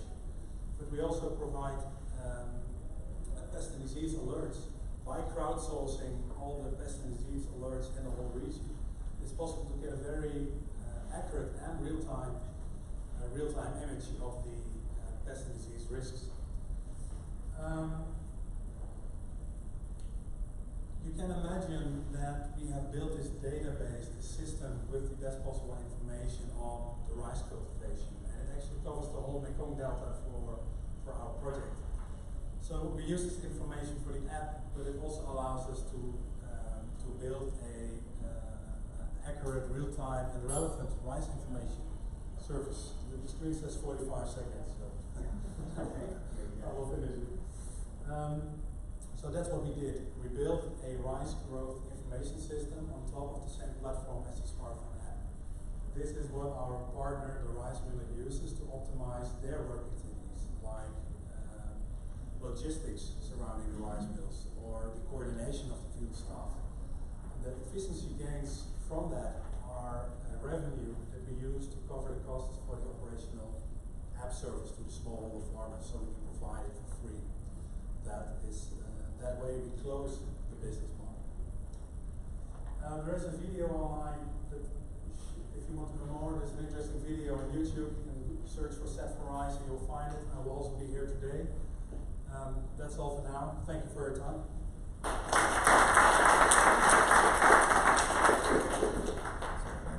Thank you, Alexander. Now, folks, we're moving into panel time, where we just assemble some chairs over here. 1, 2, 3, 4, and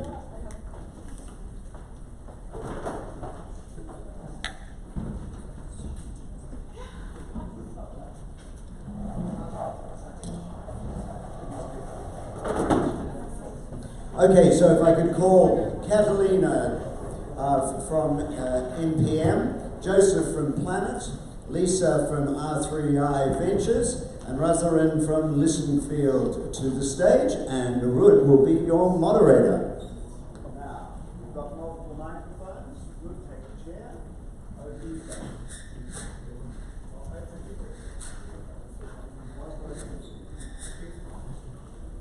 Let me first test that they will work. Hello.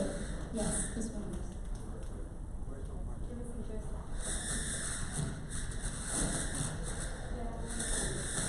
Testing around. Yes, all right.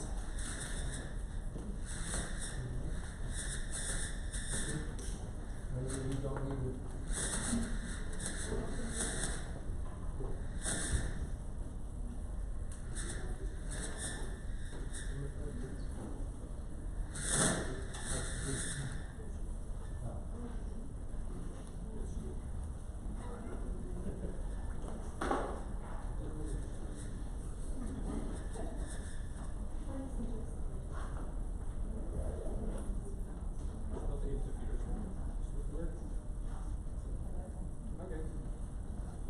Then we will do with one microphone. Sorry. Then we will do with one microphone. I think I prefer to stand. I think that's more convenient and I can walk around. So we have 10 projects presenting, and the 11th one is not mentioned. It's the SAM project in Myanmar. So if anyone is interested to know more about it, you can come after this session to me. I think we have given the panelists, the presenters a hard time in 5 minutes to present their case, but I'm going to give now the panelists a hard time. They are not prepared for this and they have, of course, to improvise. I'm going to ask them in 30 seconds to react on the presentations that they have seen. And a few keywords, what you think. And I think I'm going to start with, okay, you want to prepare. I'll give you 1 minute to prepare. So it gives maybe me some time to reflect on what I have seen. I think what we have seen today is quite astonishing developments, also from, let's say, starting entrepreneurs that really have to go into business development, and maybe they need also coaching. I think if you look around here in this audience, they have created a big environment for business development and coaching as well. And that's in fact any startup, what I want to give that advice, really attract people around you that have skills in entrepreneurship and also in investors, because you will need that if you really want to engage with the real business world and the investors to that. So I think I've given you enough time to prepare. Catalina is still writing, so I start with, I call it in Dutch. Let's be careful. Raseline. Thank you very much. I'm Raseline from Listenfield. For me, after I have heard about the 10 projects that present, I would say that everyone have been very innovative in terms of making the technology to support for smallholder farmers. And they are very new for technology. I know that because I have been in this field. And secondly, they are very innovative in terms of how to make business work, because again, as I have experienced that to do business with smallholder farmers is not easy, as they have a low purchasing power, so that we provide the benefit for farmers, but how to make money. So not only just charge to farmers, so we have to think that, okay, the data that we generate the value, we should generate the value to support other part of supply chain so that we can generate more. Okay, if you're interested to know more, then come to talk to me. So as a VC, I have a monetary perspective as well as an impact investment perspective. I think one of the challenges when I look across the presentations is to understand the barriers to entry and exit, because many of them have a very similar business model, very similar value proposition, and all aspirations for scale across the same region. And so one of the key areas where one can of course get a barrier to entry is of course through its distribution model. And having run mobile gaming companies across these emerging markets, one of the biggest opportunities is via the telcos in these markets, who have an incumbent customer base of smallholders and of course significant barriers to entry and stickiness with those customers. The second aspect is the financial model and ensuring we have a sustainable business model beyond just impact investment.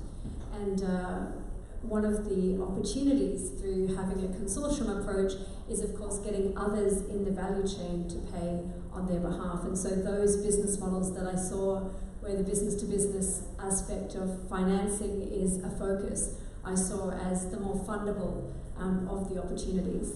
And finally, those that have an insurtech component or a financial services component, providing both an alternative business model and of course barriers to entry and exit. Wow.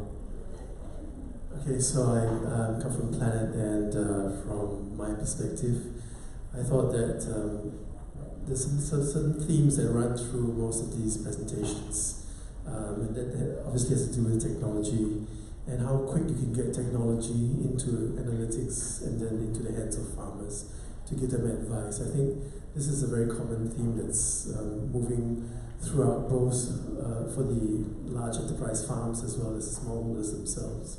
One of the things that I notice about when we engage with smallholders is that many of them are very traditional in terms of their practice. Many of them don't adopt GAP as you recommended to them. So you have to sort of give them evidence-based advice and advisory. And to do that, I think you need to do some education. So a lot of the startups here have actually gone down to the ground, interviewed thousands and thousands of smallholders, farm holders, and that's really a last mile delivery that's really required. And I'm quite impressed with that.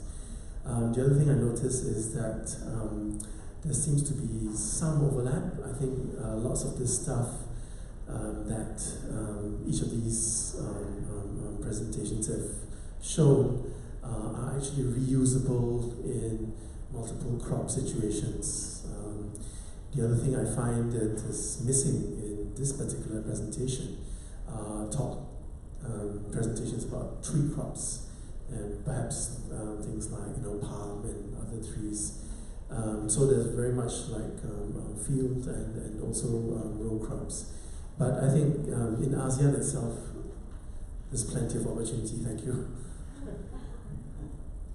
All right, from my side, what to add? I also very much appreciated that the different actors in the value chain were mentioned and were thought of as potential user base.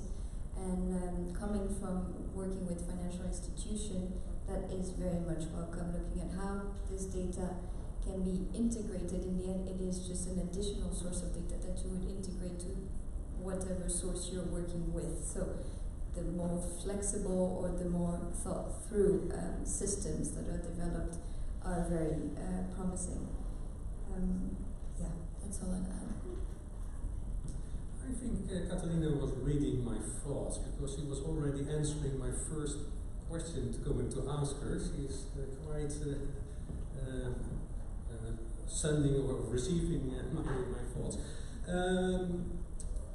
We heard, I think, also it was addressed that the role of the partnerships in this type of development, is that important or not?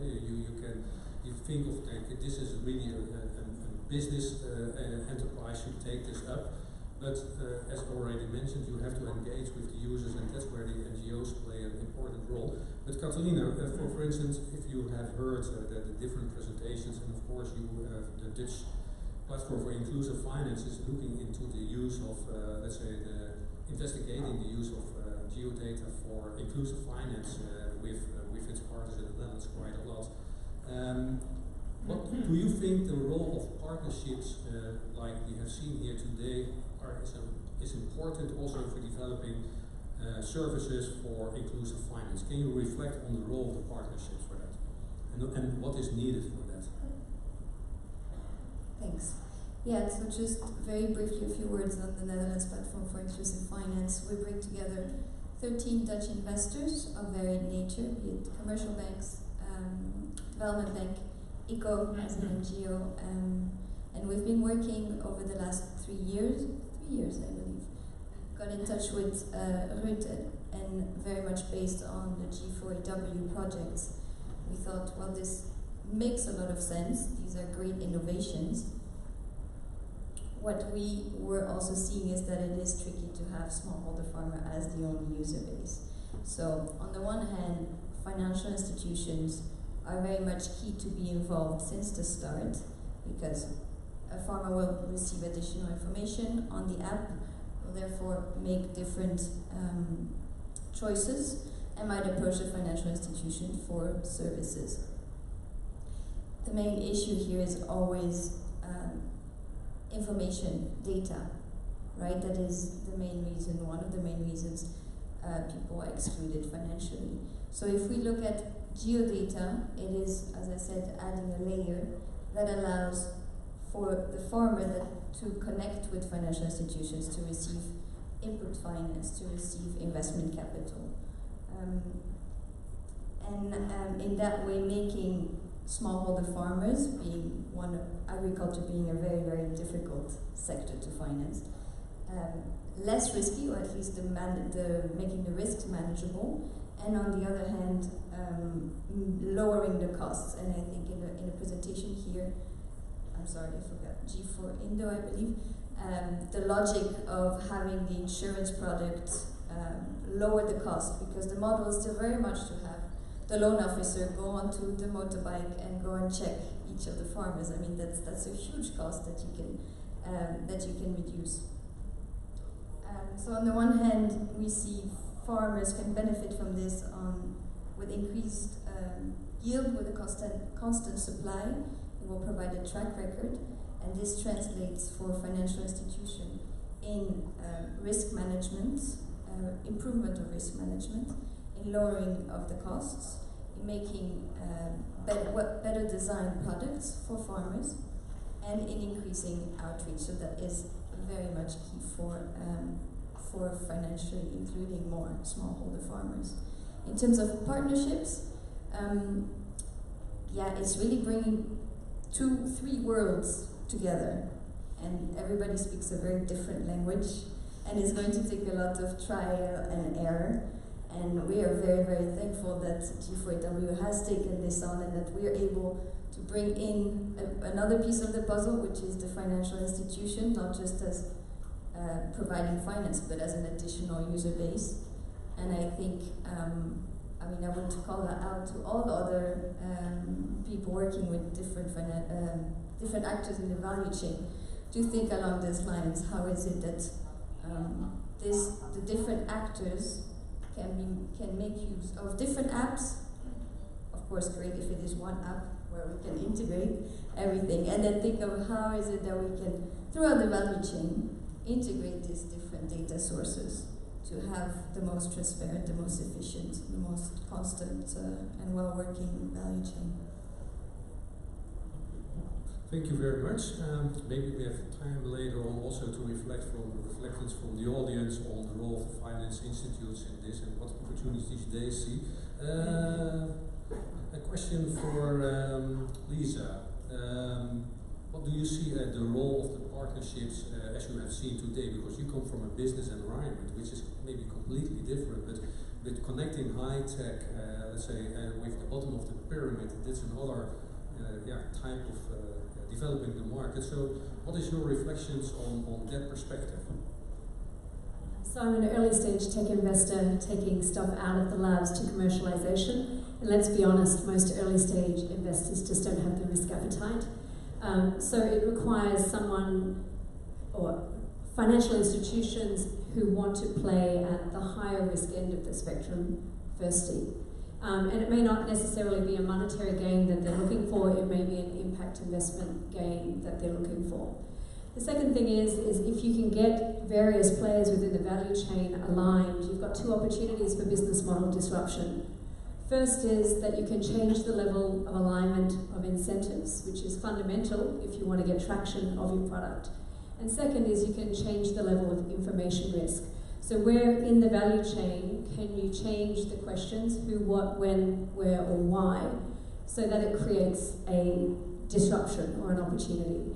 And that's where we see the opportunities for a higher return on investment. And finally, if we want a sustainable business model, getting the stickiness of the players across the value chain, both aligned on incentives and aligned on the levels of information risk, either to create advantages for their firms or new business opportunities, is fundamental to getting sustainability. Thank you very much. Serene, you are working in, I understand, in Japan, but especially also in Thailand, also with farmers. So you have been integrating now the satellite technology also in your businesses. Can you maybe explain on the, let's say, the challenges that you have been facing and how you have been dealing, and how is, let's say, did you learn from, let's say, anything of the presentations today? I was just wondering. As recent field is based in Japan and Thailand, and firstly we involved in providing satellite image analysis in Japan first. Firstly, we see the opportunity that with satellite image analysis, we can improve the model that can create the value on prediction that can support farmer to make the better decision. That's why we extend the opportunity to support smallholder farmers in Thailand too. And the challenge that we have been experienced working with smallholder farmer is that the first thing is that for us the ground truth data is very limited, which means that we can get the data from satellites, we can know the crop growth, but the problem is that we cannot get the historical data, for example, yields or the characteristic of crop in the past, in the history. So this is the challenge that we see from the real field experience. Secondly, how to monetize our services. As we have seen everyone present, that it will be very hard to charge the money from farmers, so we have to be open on collaboration, and then also work with other stakeholders so that we can create a value for other stakeholders and get more money from another side of supply chain. And regarding to about the monetize, is also the challenge that how to charge money to farmers. For us here, everyone have credit card, but when we work with farmers in the remote area, they have no credit card. So we think that it's simple. If we create value for farmer, then we can just charge more money from farmer, but it's not that simple, because how to make the system to charge the money from smallholder farmers. And yes, for me, I can see the opportunity of collaboration and the program that can support and bring all stakeholders to work together is that we can share the knowledge that every party have. Secondly, we can share the value that we can generate, and it also can help us on accelerate the service to solve the problem in various sectors. As I give you example, when we go to the real field. When we go to the real field, we say that okay, we can provide the advisory support to farmers that they can improve the productivity in this village. Is okay. But then when we go to the next village, they have more questions, they have more problems. They want to improve the soil quality, what to do, or they have a more problem on financial part, so what to do. So if we bring in more stakeholders, then we can help to support smallholder farmers. Okay, thank you very much. Before I'm going to ask Joseph a question, maybe it's good for you to know, I don't think it was mentioned yet, but maybe mentioned that all these programs build upon the satellite data provided by the Copernicus program. And that is a satellite program which is developed and operated by the European Commission together with the European Space Agency. And it's now composed of 6 different types of satellites. 2 are in orbit, so if one fails, then the other one takes over. And there's a third one on the ground to be launched when one is failing. So its data provision is continued for at least 20 years because the next batch of 3 satellites has been already ordered. So this is very important to realize. The provision of free and open satellite data as raw satellite materials for any type of services is provided. The Americans have the Landsat program, which is, luckily it's opened, let's say many years ago, to provide the data for free as well. And they're still debating, let's say, if this Landsat program should be continued as a free service, but the importance of this is enormous. The program costs maybe 3 or 4 billion to build 3 satellites or something like that. But if you count the economic value, the societal value of this, it's at least 10 times that value. So that is very important, and it really stimulates a lot of innovation and skill. So then I come, of course, to jump to the commercial satellite providers, because next to that, the typical resolution is a ground pixel of 10 by 10 meter. But if you really want to look into the fields, maybe to small differences into the fields, you have to go to higher resolutions. And that is where the commercial businesses come in. We have here Planet, but there are, I think, at least 10 competitors doing similar things. Oh, he says no. There's a lot of competition going on, and of course they have to, let's say, come with a good value proposition for the customers. So I was now wondering, you have heard a lot of, seen a lot of developments for smallholder farming. How do you see the opportunities for an organization like Planet to step in to this arena and to provide an added value also for smallholder farmers? So if you can reflect on that, I'm very interested to know what is your proposition.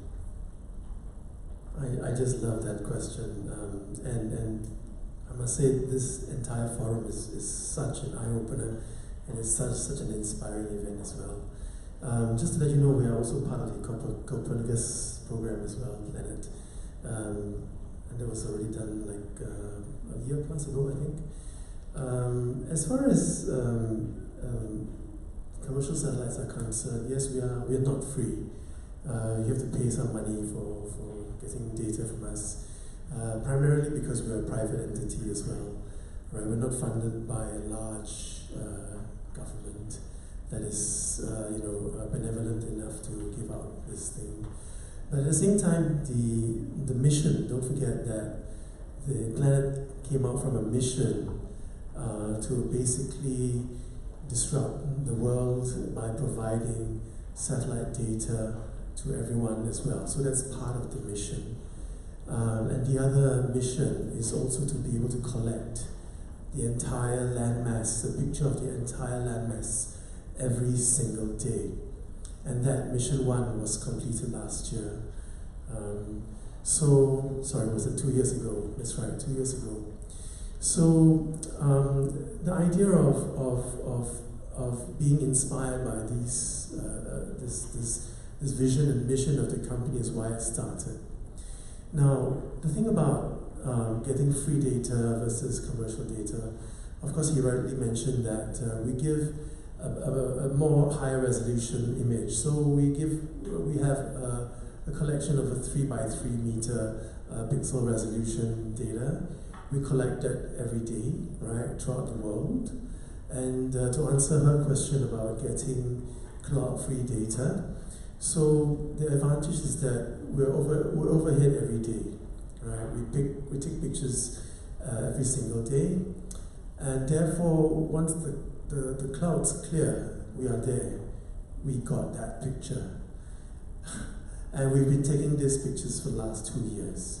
So to answer the question about historical data, you have the entire Earth's image for the last 2 years in our database.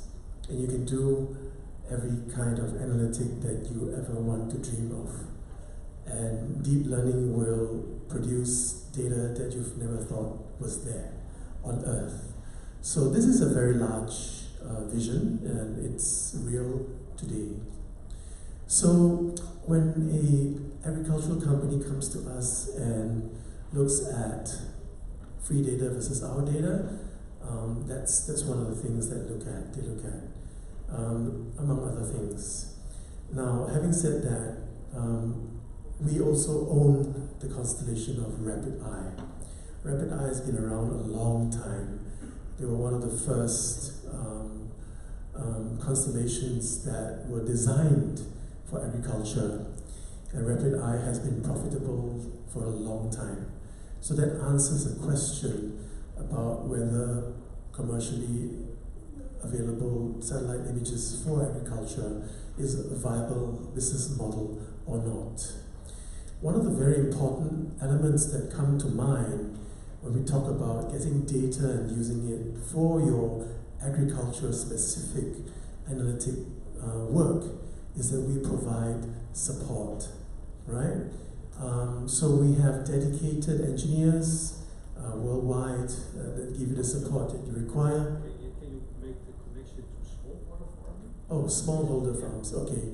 So basically you've listened to 10 presentations and they're all telling you about why satellite images are used for the benefit of smallholder farmers, right? So I don't think there's any doubt that satellite images are required. And then when it comes to whether you want to pay for it or not, then you weigh those factors that I've just mentioned. Yeah, so that's basically, you know, and to answer her question about two things to talk about, information consistency and to lower risk, was it something like that? Yeah, exactly. So lower level information risk. So with a daily collect, you then have an assurance of the data that you're collecting, and then you know that's the information that you're getting. Thank you very much. Thank you very much. Before we going, let's say, to have opportunity really to network, to exchange business cards, I really want to, let's say, also reflect a little bit with the audience. Who is here from agri-business perspective, listening to what has been presented? Only one or two, only very few. And okay, there was so many more.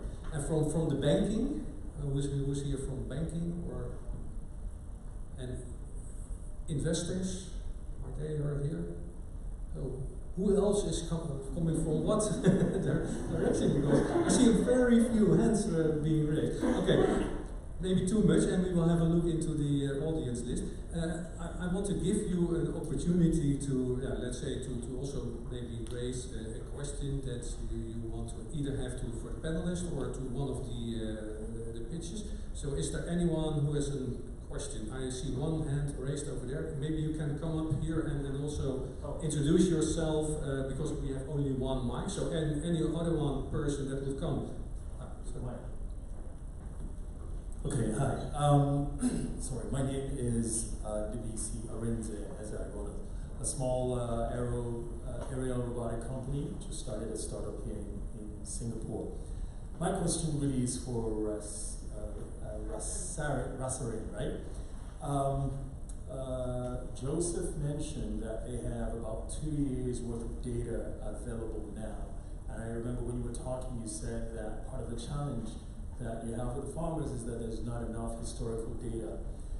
For your firm to be able to do the proper analytics, to be able to help the farmers do better predictions, is 2 years enough, given that, you know, farming is seasonal, right? So you get only like two seasons there. Is that enough? So for us, 2-year data actually is not enough to make a good prediction. But what we can overcome that problem is that if we have the data for various areas with different climatic zone or different soil characteristics, that also can help us to improve the accuracy of the model. Anyone else want to raise a question?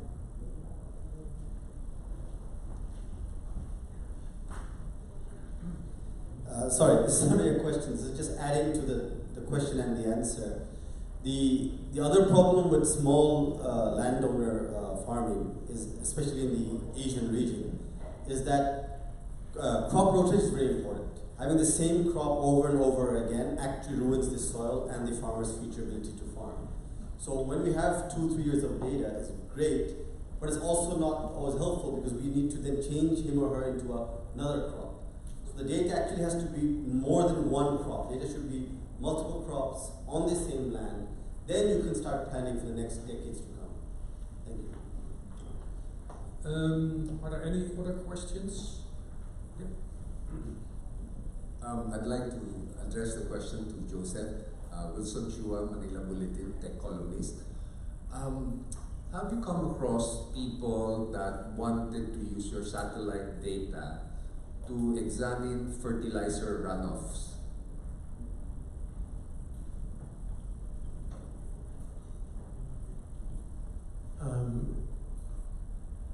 I think there has been not specifically fertilizer runoffs, but when there is deforestation, there's a lot of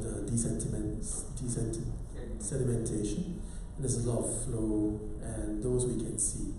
So some of the deforestation NGOs are looking at that.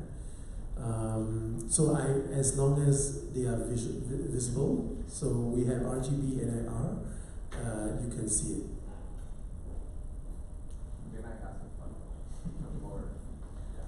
Quick one. Just a technical question since I have. Technical questions we can do on the I think I was looking also at Adam. I think he gave me a signal that also we were in the closing minute. So I would like to thank the panel very much for the reflection and also for being that you are here. And I give over to Adam. Well, I'm going very quickly hand it over to Paul, who's going to make some closing remarks. But it's great there were so many questions, and what we want to do after Paul's closing remarks, which I know will be brief and to the point, and then we can continue to ask questions over some food and some beverages, which will get us asking even more questions. So here's Paul.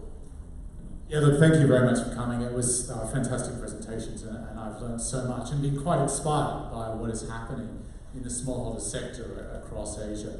It's really not that long ago that the only way a smallholder farmer could learn anything was an extension worker going from farm to farm, and the power of digital is just really clear from these presentations.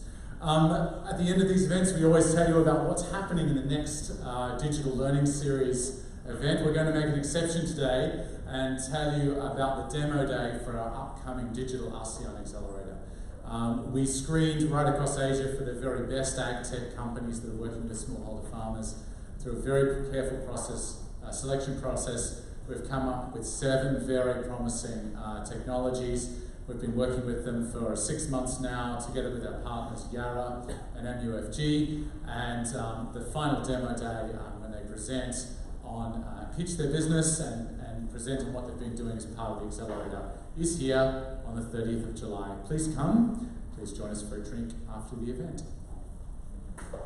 And with that, I invite you all to join me at the bar, come and have a drink.